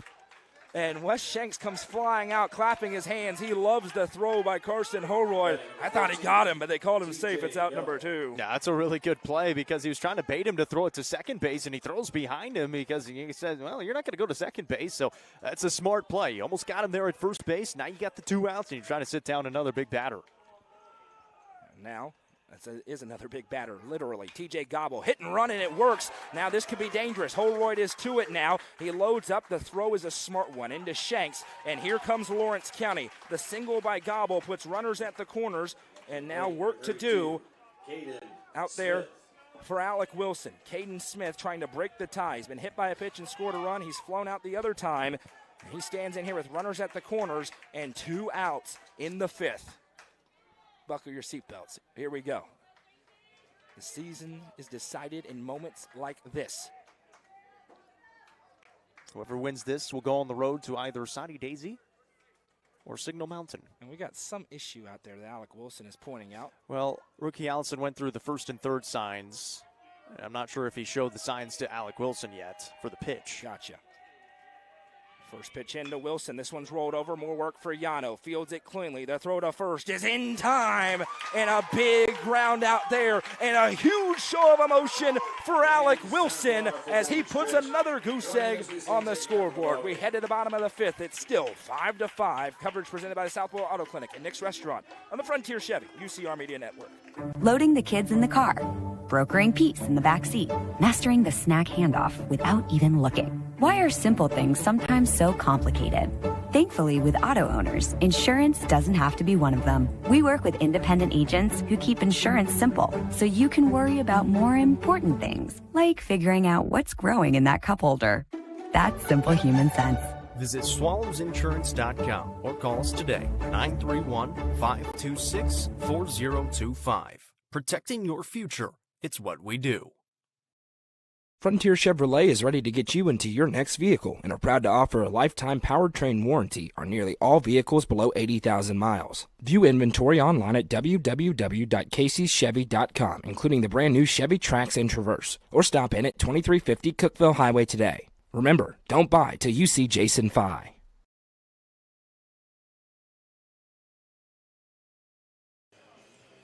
6-7-8 due up for the Upperman Bees, and what a job by Alec Wilson in relief. Yeah. Runners at the corners, and he gets the ground out to retire the side, and Giugiano bounces back after a little bit of a low throw his first time through, and we've got ourselves a barn burner, and guess who's coming up? Alec Wilson, and he led a gigantic mosh pit in the Upperman dugout in between innings. Now he stands out here with a single and a walk to his day, trying to score his first run. Now batting number 23, Alec Wilson. He is juiced up. He's one of the emotional leaders of this baseball team. He's really taken the mantle in this postseason of that role. He stands in here, and it's once again Logan Clayton on the mound. First pitch swinging, got him on that letter high fastball, 0-1. I was just going to say, you got to be able to channel all that emotion as well as you come to this at-bat. You can't be too aggressive, and he goes with that high fastball. It's a really good pitch to start it against Wilson. He loves that high stuff. He hits it sometimes. He's able to barrel it up better than most, but that one bounces in, and it's 1-1. He's a bigger guy. He can get the barrel up there. We've seen him hit several over the left field, Yep. just kind of flicking the barrel out at it. Got to have that quick bat speed to get it done. Mentioned the little tweak that he made, and he's had a good day at the plate, really all day long. Had a hit earlier, one of the three for the Bees. That one misses outside, 2-1, and what a difference a couple of hours makes. Upperman had 3 hits earlier. They've already got 8 here through 4 innings. Yeah, the bats have been rolling, and it's been against a really good pitcher as well. The 2-1 outside, that one misses, and now Wilson with a favorable count, 3-1, trying to set the table for Yano. And my goodness, would they love to get Justin Fowl into the plate in this half inning. Here comes the 3-1 into Wilson. Clayton, that's a good one. Right down Main Street, and here we go. 3-2, high leverage situation. Logan Clayton here in relief. The 3-2 swung on and just tipped off the barrel. He's done this the last couple of times. Last time he was up, he's able to work this full count and then able to get on base with a walk. He's been able to get the base hit today as well. He's had a couple of really, really good plate appearances. Another 3-2 battle here between Logan Clayton and Alec Wilson. Clayton delivers, misses, upstairs, and another great AB. Second walk of the day for Wilson. He's reached in all 3 appearances, and now Juju Yano hit a single and stole a bases last time up, looking to continue to get it rolling at the plate and set the stage for what Upperman hopes will be the go-ahead inning. Collier Bush going to come out and run again for Alec Wilson, the courtesy runner for the pitcher. It brings a little bit more speed out there as well. You got Yano now and checking that play card, deciding what they want to do. Nobody out here in the 5th. You're trying to manufacture something. I'm surprised Upperman hasn't gone a little more aggressive on the base pass. Cope has not uncorked anything down to second. Collier Bush has got the speed. He stays put for now. First pitch swinging for Yano, sends it up in foul territory. Cope loses the mask. He's under it. It's angling back, and he makes the catch. Nicely done. That's a tough play for a catcher for out number 1. Yeah, that's a really good play. Again, you can see there's a lot of backstop back there. He's able to almost come all the way to the fence. He finds the fence, then he throws the glove up. He's able to make the grab for out number 1. Carson Holroyd got pinch hit for once. Now he's back in, trotting in here. He struck out in his first appearance. Standing in now, of course, different pitcher. Righty-righty matchup. Evan Huddleston on deck. Then in the hole, if they can get there, is Fallon and company. Throw over. Bush back in time. And Gobble fires it back in. The Upperman dugout's having a good time right now, despite the stakes of this game. It's still a tie game. That's the thing. They're just easy going. Holroyd shows bunt. He gets down a really good one down the third base line. Third baseman to it. Throw down is low, and it is not there. Safe. And now Bush moves over to third. What a bunt for Carson Holroyd. And it's going to be a single for him. The throw down, that's a tough play to make for Schultz, making his way up. What a bunt for Holroyd. And now here comes Evan Huddleston, trying to take the lead. Tell you what, when the Bees have needed to make plays, whether it's out in the field, on the mound, or at the plate, they have done so in the last few innings. They have been just turning it up a notch. Every single facet of the game has been great for them so far to get back into this, to get it tied, and now you're knocking on the door, maybe taking the lead. They're the cardiac kids, man, somehow. And now runners at the corners. First pitch swinging for Huddleston. It's angling into center field. It is down for a base hit. 1 run will score, an RBI. And Upperman leads again for the first time since the first inning. How about that for the Upperman Bees? You erase a 4-run deficit and still just 1 out here in the 5th. You lead by 1, and another visit to the mound here coming from Lawrence County. Visit out, and what a turnaround by the Bees. 5 unanswered. It was gut check time. It was pack it up and go home, trailing by 4 runs. Now they lead, and it's time for a change with the ever-dangerous Fallon and Shanks coming up next. New pitcher for the Wildcats when we come back. Don't go anywhere. What if opportunity was all in a day's work? We find new ways to make vacation dreams a reality. And that inspires me to do my best work every single day. What if you can make a real impact in people's lives with a team that cares? What I do matters, not just for guests, but for my team. We rely on each other each and every day. What if your work inspired fun and moved people? We put the world on vacation. Our job is to make people happy. Inspiring travelers around the world to live their best lives never stops being fulfilling. At Travel and Leisure, what if can be what is. Stop wondering. Join the travel movement and start a career where memories start with you.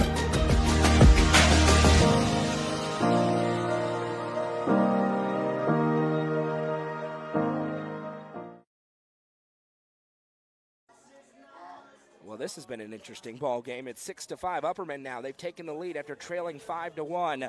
And now it's a Hall Sports and Outdoors call to the bullpen. for the Lawrence County Wildcats. They give the ball to Logan Mays. He pitched in Thursday, and he is entering in a huge spot. Runners at the corners for Upperman. One out, and it is Justin Fallon striding into the batter's box. Yeah, and he threw 20 pitches in that game on Thursday. Just one inning of work. He walked a batter. He struck out a batter. No hits, no runs in that outing, but he was pretty good. But again, we've seen it. Clayton was pretty good, and he gets run out of there now by the Bees, and it's been the bottom part of the lineup now that has been putting on this charge. And it's runners at first and second. They sent Bush back. He was never at third. My apologies. I just assumed he was moving over. It's first and second, not at the corners. And it's the lower half of the order has done some damage, and my goodness gracious, he was trying to send that over the light pole. That was in the 70s on that fastball. 76. That was maybe the hardest swing I've seen Justin Fallon have all year. And I've watched every game outside The other one he two. connected with was earlier this season in Baxter. And he sent that one to the middle school. 0-1 here. Mays trying to get a big second out. They would love a double play. Breaking or fastball rather misses up. 75 on the gun that time. But it was Alec Wilson with a walk.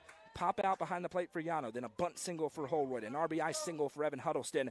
And now Fallon, who has a single, he's reached on an error today, scored a couple of runs in the batter's box. The 1-1 gets away, and the runners advance over into scoring position. 2 there for Upperman now. They've been able to take advantage of those. Those have been a huge help in this game from all three of the pitchers that have been in. They've gone between the legs of Cope and been unable to knock it down and have been able to move up in the process. 2-1 now for Mays against Fallon, and you have the empty base. But looming is Caden Shanks on deck. The 2-1, low, 3-1. Hitters count to another Mr. Baseball candidate in Justin Fallon, with Shanks looming, and he has been everywhere today on the base paths in this ball game. Mays can't make a mistake. Here comes the 3-1. Ball 4. Bases loaded. 1 out, and here comes that man in a big spot.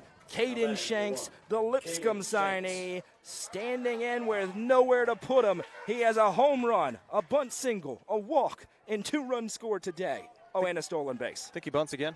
No. I think he's going to try to swing as hard as he can. And a trip out from Cope to have a word with Mays. Yeah, this is a turning point in the ball game right now. Right now, just a 1-run game. If you're the pitcher on the mound, you're trying to induce a ground ball and see if you can't flip it up the middle. It's going to be tough with 2 of the fastest runners on the on the base paths with Shanks and then Fallon over at first base. But you're trying to make a play here if you can and get out of this inning, only allowing the 1 run so far. Shanks awaits. It's a lefty matchup. Bounces in. That time Cope does a very nice job of blocking it up. 1-0. He's got to be sure that he stays in front of those baseballs as well. If that gets past, it's going to be another run across. You're going to think I'm crazy. A walk is not the worst thing in the world here if you're Lawrence County when you consider the circumstances. We saw them cash in the second with the bases loaded to the tune of 5 runs. Upperman has 1 across in the inning, but to your point, just a 1-run game still up in the air right now. That could change in a hurry. Here comes the 1-0. Fouled back, and it's 1-1. And again, defensively, about the same as what Upperman was doing back in that first inning, that second inning. The corners playing in on the grass, in middle infield, not quite double play depth. Second baseman is actually pretty much straight up. If not, he's even shaded right a little bit there. Here comes the 1-1 home. Called a strike across on the knees in the outside corner, and now Mays goes ahead. Big moment for him. He gets a strikeout here. Huge momentum builder for Lawrence County. It's 1-2. Mays rocks and deals. The 1-2. Swung on and just tipped. I mean, by a millimeter, the bat caught that one for a foul ball. Yeah, just a little bit out in front of that one. And it's funny there. Mays on the mound, he was asking for that same baseball. I like the kind of dirty get the balls. Scuff on it. Get the little bit more break. Yeah, absolutely. Oh, now he gets a new one. And now he doesn't want that one, so ball. No, I'm kidding. It's 1-2. 1-2 here to Caden Shanks. Bases loaded, and the lower half of the order did it for Upperman. Walk for Wilson. Bunt for Holroyd. Single for Huddleston. Walk for Fallon. Now here's Shanks. The 1-2 from Mays in relief. Swung on, sent up into the air. It's well struck. It's not going to get out of here. Is it deep enough? Left fielder loads up. Coming home from third is Holroyd. He slides in safely, And now the runners advance over as nobody's covering third. Heads up base running, and an RBI sac fly for Caden Shanks makes it 7-5 Bees. Yeah, heads up base running indeed. Nobody covering third base. Huddleston able to go there, so Fallon advances up to second base as the ball gets away from the home plate area, and now still runners on second and third. And guess what? You've got Chris Worsing, who likes to go the other way with the baseball and been able to do it quite a bit. Going to have a good opportunity here. Base empty over at first. You wonder if Lawrence County may think about putting Worsing there. He can certainly extend the lead, and this has been a turnabout. If you just tuned out thinking, oh, Upperman season's over after the second, I got news for you. This game has changed. Still up in the air, though, as Cope blocks that one up as it's 1-0. 2 runs, nowhere near insurmountable for Lawrence County. Worsing looking for insurance here in the bottom of the 5th. I would imagine Alec Wilson is still going to be on the mound, and he has been really, really good so far today in relief. They've got a lot of other arms available if he gets into any sort of trouble. The 1-0, that one misses low, and we've seen Lawrence County have to get into the pen. This is the third pitcher of the game, as Upperman has applied the pressure, and all of a sudden there's a lot of action 1 through 9 in this B lineup after a rough morning against Tullahoma. 2-0 coming to Worsing. Swings at this one, hits it very hard. Center fielder, though, is under it. Ranging back, makes the catch, and that will retire the side, but not before the Bees do the job. They've taken the lead. It's 7-5. Lawrence County looking for the answer when we come back. Coverage presented by the Southwell Auto Clinic and Nick's Restaurant on the Frontier Chevy, UCR Media Network. Frontier Chevrolet is ready to get you into your next vehicle and are proud to offer a lifetime powertrain warranty on nearly all vehicles below 80,000 miles. View inventory online at www.caseychevy.com, including the brand new Chevy Trax and Traverse, or stop in at 2350 Cookeville Highway today. Remember, don't buy till you see Jason Fye. Delicious Pan Pizza is Domino's best kept secret, with locations in Smithville, Sparta, Livingston, Allgood, and 2 in Cookeville. Delicious pan and hand-tossed pizza, pasta, and more is never far away. Use the Domino's app to take care of your game day eats today. Domino's is proud to support this broadcast on the UCR Media Network. Welcome back. It is Alec Wilson back on the bump, and why not? He's been great in relief. Got into a little bit of trouble against the big bats in the order in the last inning, but worked through it clean, and now he has a lead. 7-5 Upperman. They've scored 6 unanswered runs after going down 5-1. A 5-run second is the only thing Lawrence County has had in this ball game. And again, Schultz, Clayton, and Smith are the ones due up on the scorecard here. We'll see if they make any changes now with the backs against the wall. Down to their final 6 outs now. The equation has changed, and we have deja vu. Very similar to the Tennessee game, Upperman against Tennessee High last year in the state tournament. Yeah, it just seemed like everything was going right in that game, and everything has gone right so far in this game as well. And they've been able to do it in all different facets, and Petey over there was just pleading for them to bunt the baseball. And good things happened when they did bunt the baseball. There was a really good bunt from Carson Holroyd to put it down. There's been moments this year, and there was some this morning where you go, what is this baseball team? We've watched this elite baseball team, and then when their back has been put against the wall, they've played the way elite baseball teams do in this second game, but it is not over as Lawrence County putting up a heck of a fight, and they'll be looking to flip the lineup over just like Upperman did in the last half of the 5th. First pitch misses low and outside from Alec Wilson for ball 1. I think a big thing is they're forcing the issue right now. They're being the aggressors, and that was a big difference from where they were against Tullahoma in the first game. The 1-0, this one sent a country mile into the air, out of play. We got more action over in the Lawrence County bullpen. They've used 3 pitchers already. They've been warming up all day long. Upperman has used 2 with Alec Wilson. Still he's giving them everything Chris they can want, Worsing and then if you some. need him. Chris Worsing's available. A 1-1 curve ball falls off the table, but it did drop too soon. 2-1. Worsing's available. Wyatt Curtis has some pitches left. Technically, Juju Yano is available He too. is. The 2-1. That one swung on and missed. Good fastball from Wilson. 2-2. And then you got some in your back pocket. Yeah. Standing in center field, maybe at second base, maybe if you had to, as the 2-2 comes in. Swung on and missed. But why would you? With Alec Wilson dealing another Birdie's Lounge strikeout. Yeah, I mean, you always want to be ready, but Alec Wilson says, yeah, don't worry about that. We're going to try to work cleanly through here this 6th inning. And then, like you said, it's 7-8-9 up right now. You get through this one cleanly. You are going to have to face 1, 2, and 3 at some point in this game. Now batting number 28. 2 balls, two balls and a strikeout there for Alec Wilson. He got him on the 2-2 pitch. First pitch in here, misses upstairs for ball 1. And I see Wyatt Curtis. He's moving around. He's been stretching out a little bit. The 1-1 bounces, or pardon me, 1-0 bounces in, 2-0. He would probably love to have another opportunity at getting a good outing out there today. He was a little bit sore. You could tell. Just a little fatigue. He's and throwing a lot of so. pitches this week. Here comes the 2-0. Waved at and missed. 2-1. Yeah, he came in relief against Lawrence County on Thursday. Pitched really well in that relief appearance. Wilson with the 2-1 as the lights have come on. That one close, but it did miss a little bit low. 3-1, and this is a big opportunity here for Logan Mays, who's at the plate. He sends this one foul. It's 3-2. If he can get on and find a base runner for Jack Emerson and the big bats in the order, that's how Lawrence County can get the rally that they need. And Alec Wilson looking for another big pitch. The 3-2. Got him chasing the high cheese. Ricky Allison's going to give a run at this one, but it's going to get out of here. 3-2. We will do it again. Got to watch it the whole way. Absolutely. Because if it drops in the ballpark and you're not looking at it, your coach is not going to be happy. No. Another 3-2 coming here from Alec Wilson. Kicks and deals. And this is a great battle here between Mays and his first AB of the game and Wilson. We've had so many big moments in this game, and you mentioned it. This is a huge one for Lawrence County because if you do get a runner on, then you almost guarantee your leadoff batter coming to the plate in this inning. They're looking for the magic that they had in the second where they threw a huge haymaker. I mentioned it was an uppercut from Mike Tyson. Didn't knock you out, but it knocked you down. Payoff pitch. Cool! Strike 3. Painted on the black. Alec Wilson for his second straight Birdie's Lounge strikeout. That's a really big one there on the payoff. He's able to get it across for strike 3 and able to sit him down. And now 2 outs in the inning, looking for another big one. And here comes Kason Smith trying to flip the lineup over. Alec Wilson with the best outing of his high school career so far. He is dealing.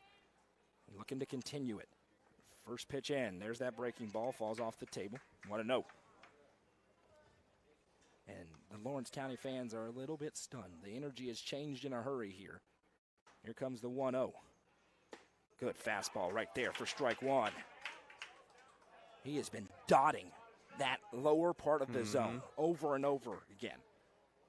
And he sends this one on a ride. Justin Fallon, though, is under it. And it is a 1-2-3 inning for Alec Wilson and the Upperman defense. They're looking for insurance when we come back in the bottom of the 6th as this tournament nears its conclusion. Coverage presented by the Southwell Auto Clinic and Nick's Restaurant on the Frontier Chevy UCR Media Network. Sonia Brown is a full-service realtor and is licensed across the state of Tennessee, listing and selling residential and multifamily, land and farms, commercial and industrial properties. Sonia handles the sale from start to closing and beyond. Let her put her 30-plus years of experience to work for you. Sonia Brown with American Way Real Estate has been supporting student-athletes in the Upper Cumberland since 1990. You can reach Sonia Brown at 931-979-7145. Sonia Brown, realtor with American Way Real Estate, is proud to support this broadcast on the UCR Media Network. Nelson Trophy and Screen Printing is proud to support student-athletes and athletic departments throughout the Upper Cumberland. They're also proud to sponsor the Nelson Trophy and Screen Printing Player of the Game on this broadcast. From trophies to t-shirts, they can do it all. Stop by and see them at 120 Circle Drive in Allgood or give them a call at 931-537-9559. Nelson Trophy and Screen Printing is proud to sponsor this broadcast on the UCR Media Network. It is Alec Wilson's ball game right now. He is dealing on the mound in relief. He has completely stopped the momentum for Lawrence County, and Upperman's looking for more as it's 4, 5, 6 due up. Carson Shoup will get him started, looking for insurance here in the bottom of the 6th inning. The winner advances on to either Signal Mountain or Soddy Daisy, beginning potentially Wednesday. Upperman has graduation on Friday, so you could be looking at a Wednesday-Thursday slate or a Thursday-Saturday. We'll see what they decide to do. We'll keep you informed if Upperman makes it. Chris Worsing is in the Upperman bullpen. We imagine it's if Alec Wilson gets into any trouble. It is going to be 1, 2, 3 due up for Lawrence County, though, and so second time through, we'll see what they decide to do. Worsing's been really good the past couple of weeks, but Alec Wilson has been sensational. And Carson Shoup, he broke through with the RBI single in the 4th to tie the game. What a hit it was for him. He's looking for more as he stands in against Logan Mays. Yeah, you really feel good for Carson Shoup, especially the struggles that he has dealt with in this game so far and coming up with a massive one there in that inning. He's going to try to keep it going here, and then to your point against Alec Wilson, he's thrown 44 pitches right now, so he is still fresh and ready to go, thrown 4 innings, just the 2 hits, no runs, 4 strikeouts, and no walks. He has been phenomenal. Carson Shoup stands in here against Mays. Lefty-righty matchup. That one foul tipped off the mitt, and And the umpire's going to go out and deliver the ball to his catcher or pitcher, and Cope needs him second to walk around. That one hit him square up in the forehead. That kind of hit him in a weird spot. Kind of caught him on the top of the helmet as well. Yeah, that's not a fun place. The helmet is there, but it doesn't protect everything. And so Coach will come out and have a word, and we'll obviously take as much time as you need for him behind the plate. Coach Riedel, the hitting coach, having a word with Carson Shoup. You have to admire the resiliency of this Upperman team to be hitting them out the way that they were and answer the way that they have, really playing like an elite baseball team. As it looks like Cope's okay, he's a tough young man, but an impressive performance over the last 5 innings. Kind of feeling like a bad taste left in your mouth after that Tullahoma game as well, and then you come out here with a game in between in Lawrence County after coming off of a big win. They're playing pretty well, getting some big hits. And you could feel the that trainer coming out here as well. Take a look at Cope. We need to make sure he's okay there. You never want to mess around with anything with the head area. They're going to give him some warm-up pitches as well, just to make sure. And I think the trainer's going to watch him take these warm-up pitches. He just noticed that the trainer is there. He says he wants to stay in there. There's no question. But you can't mess around with that the head area, especially with young people. And you don't see that too often on foul balls, because usually if it hits in the middle of the face mask, it's fine because the jolt is backwards. If it hits you on the top of the head, it bounces a little bit differently. And there's that little bit of a gap where there isn't the padding. Obviously, it's not going to hit him in the head. Honestly, props to the trainer here. I'm not sure if this is Tullahoma's trainer or Lawrence County, whose trainer it is. I know it's not Upperman's out there. But to actually take this seriously. So many times we see kids, I mean, we saw in the state basketball tournament, a kid who shouldn't have been out there clearly had a concussion. And it's just, the game is not worth playing with a concussion or anything in the head area. So they're making sure he's okay. And they should take it seriously. Absolutely, He'll get in as much time as he wants. And for both teams, kind of a chance to reset for Lawrence County. They still have guys warming up out there in the bullpen if they need them. But for Upperman right now, the goal is pretty simple for them. You've got the 2-run lead, but you'd love to get an insurance run across. And they check on Cope, make sure he's good to go. They're going to give him one more warm-up pitch as well. And again, props to the trainer for taking that seriously.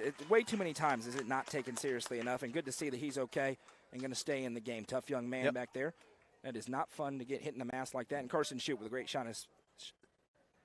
sign of sportsmanship, easy for me to say, as he gives him the dap up as he walks past.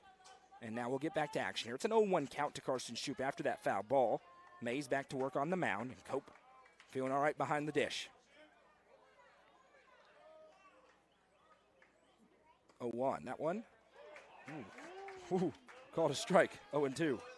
It's been a wide zone today. That time it got a little, how deep, how wide, how far, how wide.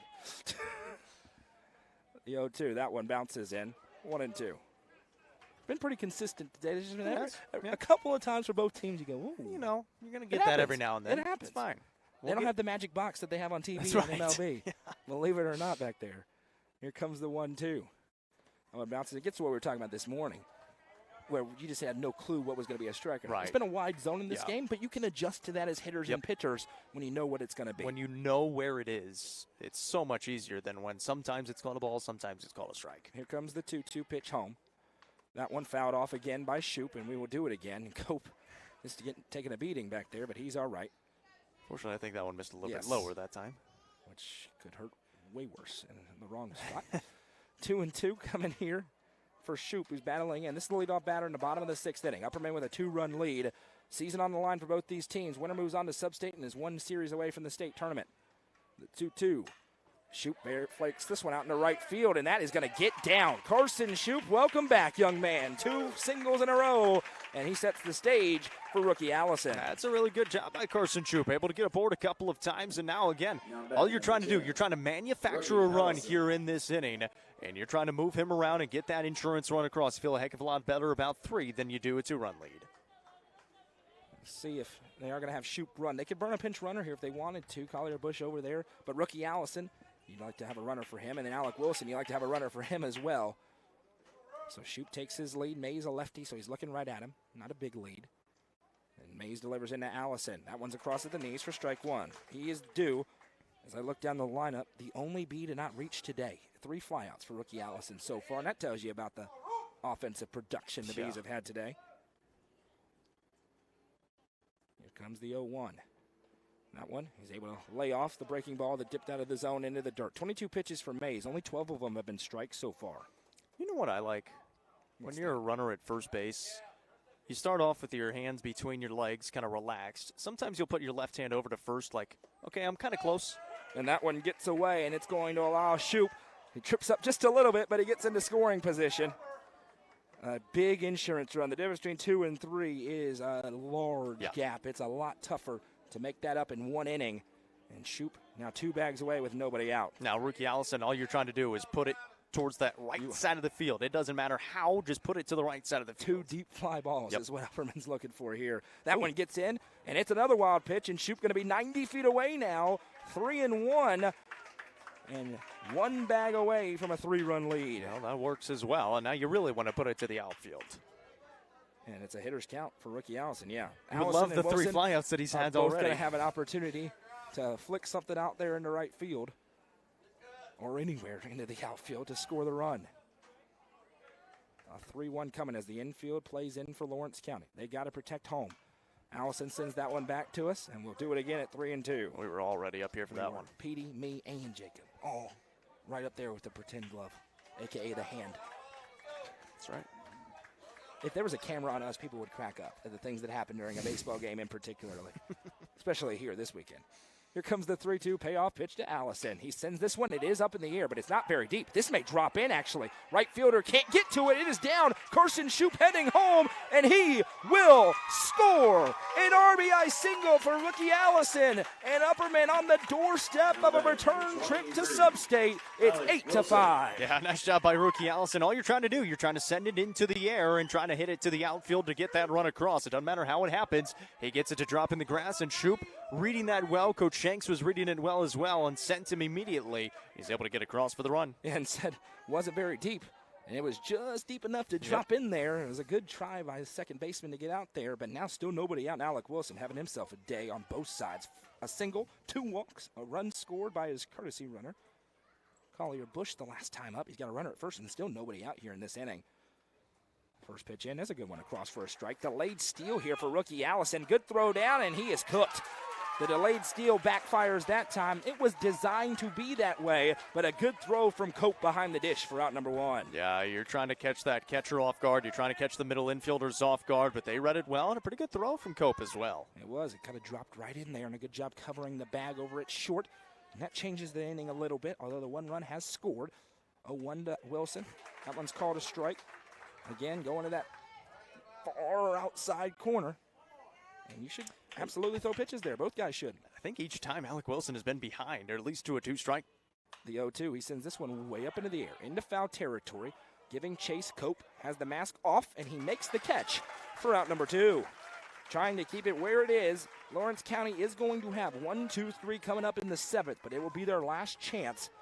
As here comes Juju Yano, seeing if he can spark a little more magic here for Upperman. Yeah, now if you're Juju Yano, you're trying to get on base, not only just to get on base, but also to give Alec Wilson a little bit of time to settle in before I would imagine he comes back out here on the mounds. Chris Worsing is still warming up in the bullpen. He's thrown a lot of pitches, and I imagine that's if you get in any trouble, you go to Worsing out there.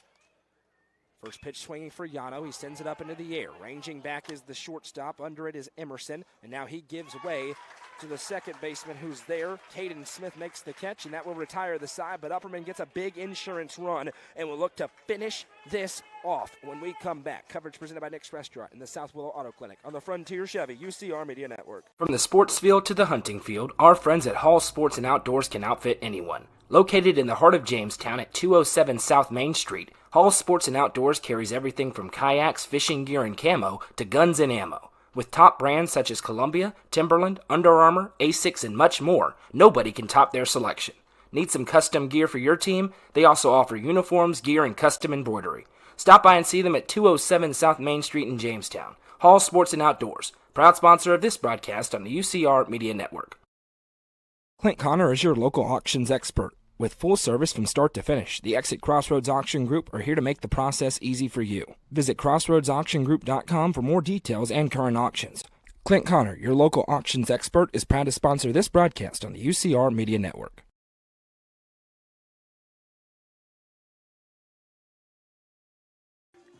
Upperman fans batten down the hatches. Here you go. As we head to the top of the 7th inning, Upperman's lead is 8-5. They scored 7 unanswered runs on 12 hits. 1 or 2 errors in the field.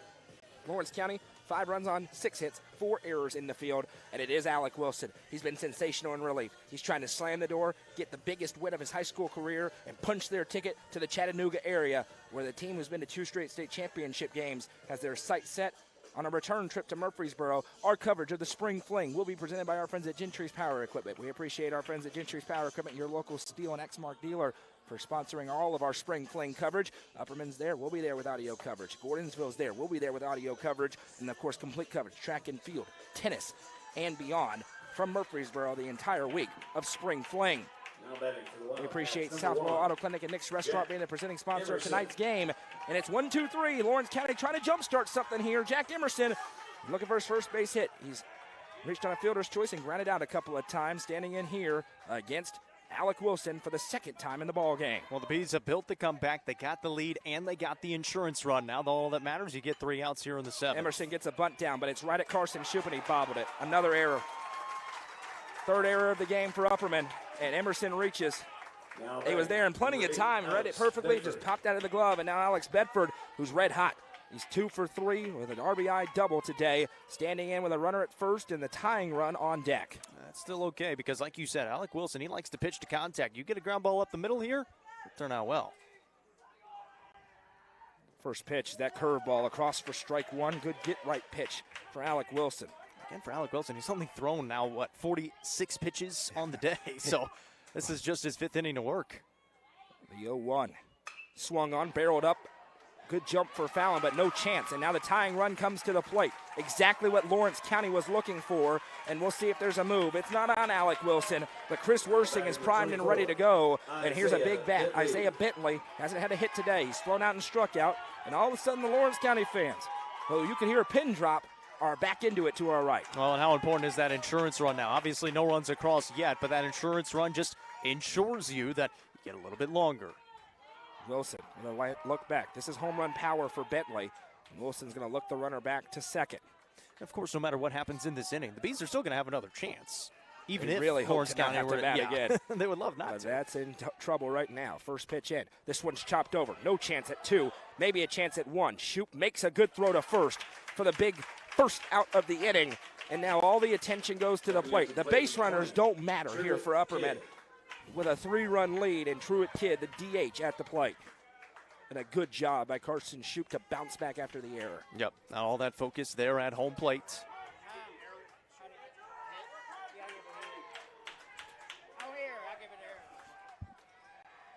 Truett Kidd, he's 0 for 3 today. He has reached once on an error as that one misses upstairs. Ball 1 from Alec Wilson. He reared back on that one.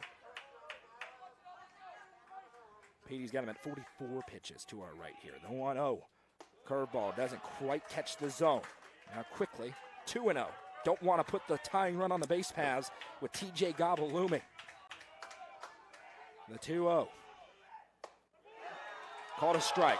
2-1. Caught it right at belt high. The Lawrence County fans having a conniption to our right. It's 2-1. I think it was because it was a late call as well. He's been pretty quick on the calls for the most part. The 2-1. Curveball. That one was closer than the last one. 3-1 now, though. Hitters count to a great hitter in Truett Kidd, as Lawrence County is not going to go down quietly. Here comes the 3-1. Fastball. Fouled back. 3-2. Here we go. Highest of high leverage situations right now. You're going to hear a big cheer one way from or the either other. The right side or the left side after this pitch. You're going to hear a monstrous cheer from the left side if this is out. I can tell you that. The 3-2 payoff pitch from Alec Wilson. Chopped over. More work for Shoup. Fields it cleanly. Throw to first is good, and he got him. Run scores, but again, that's not the concern for Upperman. They had that insurance run, and how large is that right now? It's 8-6. TJ Gobble, the game-tying run at the plate. Runner 90 feet away, but all the attention is on number 14 in the batter's box. And that's exactly why you focus on that batter at the plate. That run coming across does not matter because now if you get the out, the game is over and you're headed back to Sub-State. Good job by Carson Shoup again. A couple of good throws over, fielding it cleanly. First pitch in the gobble is that breaking ball. This one's flared out. Juju Yano is there, and Upperman advances. Final score, Upperman 8, Lawrence County 6. And what a performance by the Upperman Bees with their backs against the wall tonight. That's one heck of a comeback by the Upperman Bees after trailing 5-1 early on in this ball game. How about Alec Wilson in this contest? He comes in the third inning and absolutely shuts the door for the rest of the ball game. He was great offensively as well. I just broke my hand. What a performance indeed. This is the Southwell Auto Clinic post-game show. The Southwell Auto Clinic are your hometown auto doctors. And what a performance by Upperman. They took the haymaker. Lawrence County, they had 5 runs in the second inning to take a 5-1 lead, but they chipped away. 3 in the third, 1 in the fourth, 2 in the fifth, 1 in the sixth, and Alec Wilson came in and pitched a gem to slam the door and get the win. And Big Bad Upperman is once again a step away from the state tournament. Yeah, how about the top of the lineup as well, hitting the ball. 2 for 2, Caden Shanks, 2 runs batted in, 2 runs scored. Chris Worsing, 2 for 4 with 2 runs batted in and a run scored. And then Alec Wilson was 1 for 2. He walked a couple of times. His runner came around to score, but it was the performance on the mound in relief of Alec Wilson. 5 innings, 3 hits, only 1 run. It was not earned, and 4 strikeouts on the day, no walks. He was absolutely tremendous. He earned the win in the stat sheet, and he absolutely earned the win out on the field. Without question, the Nelson Trophy and Screen Printing Player of the Game is Alec Wilson in this ball game.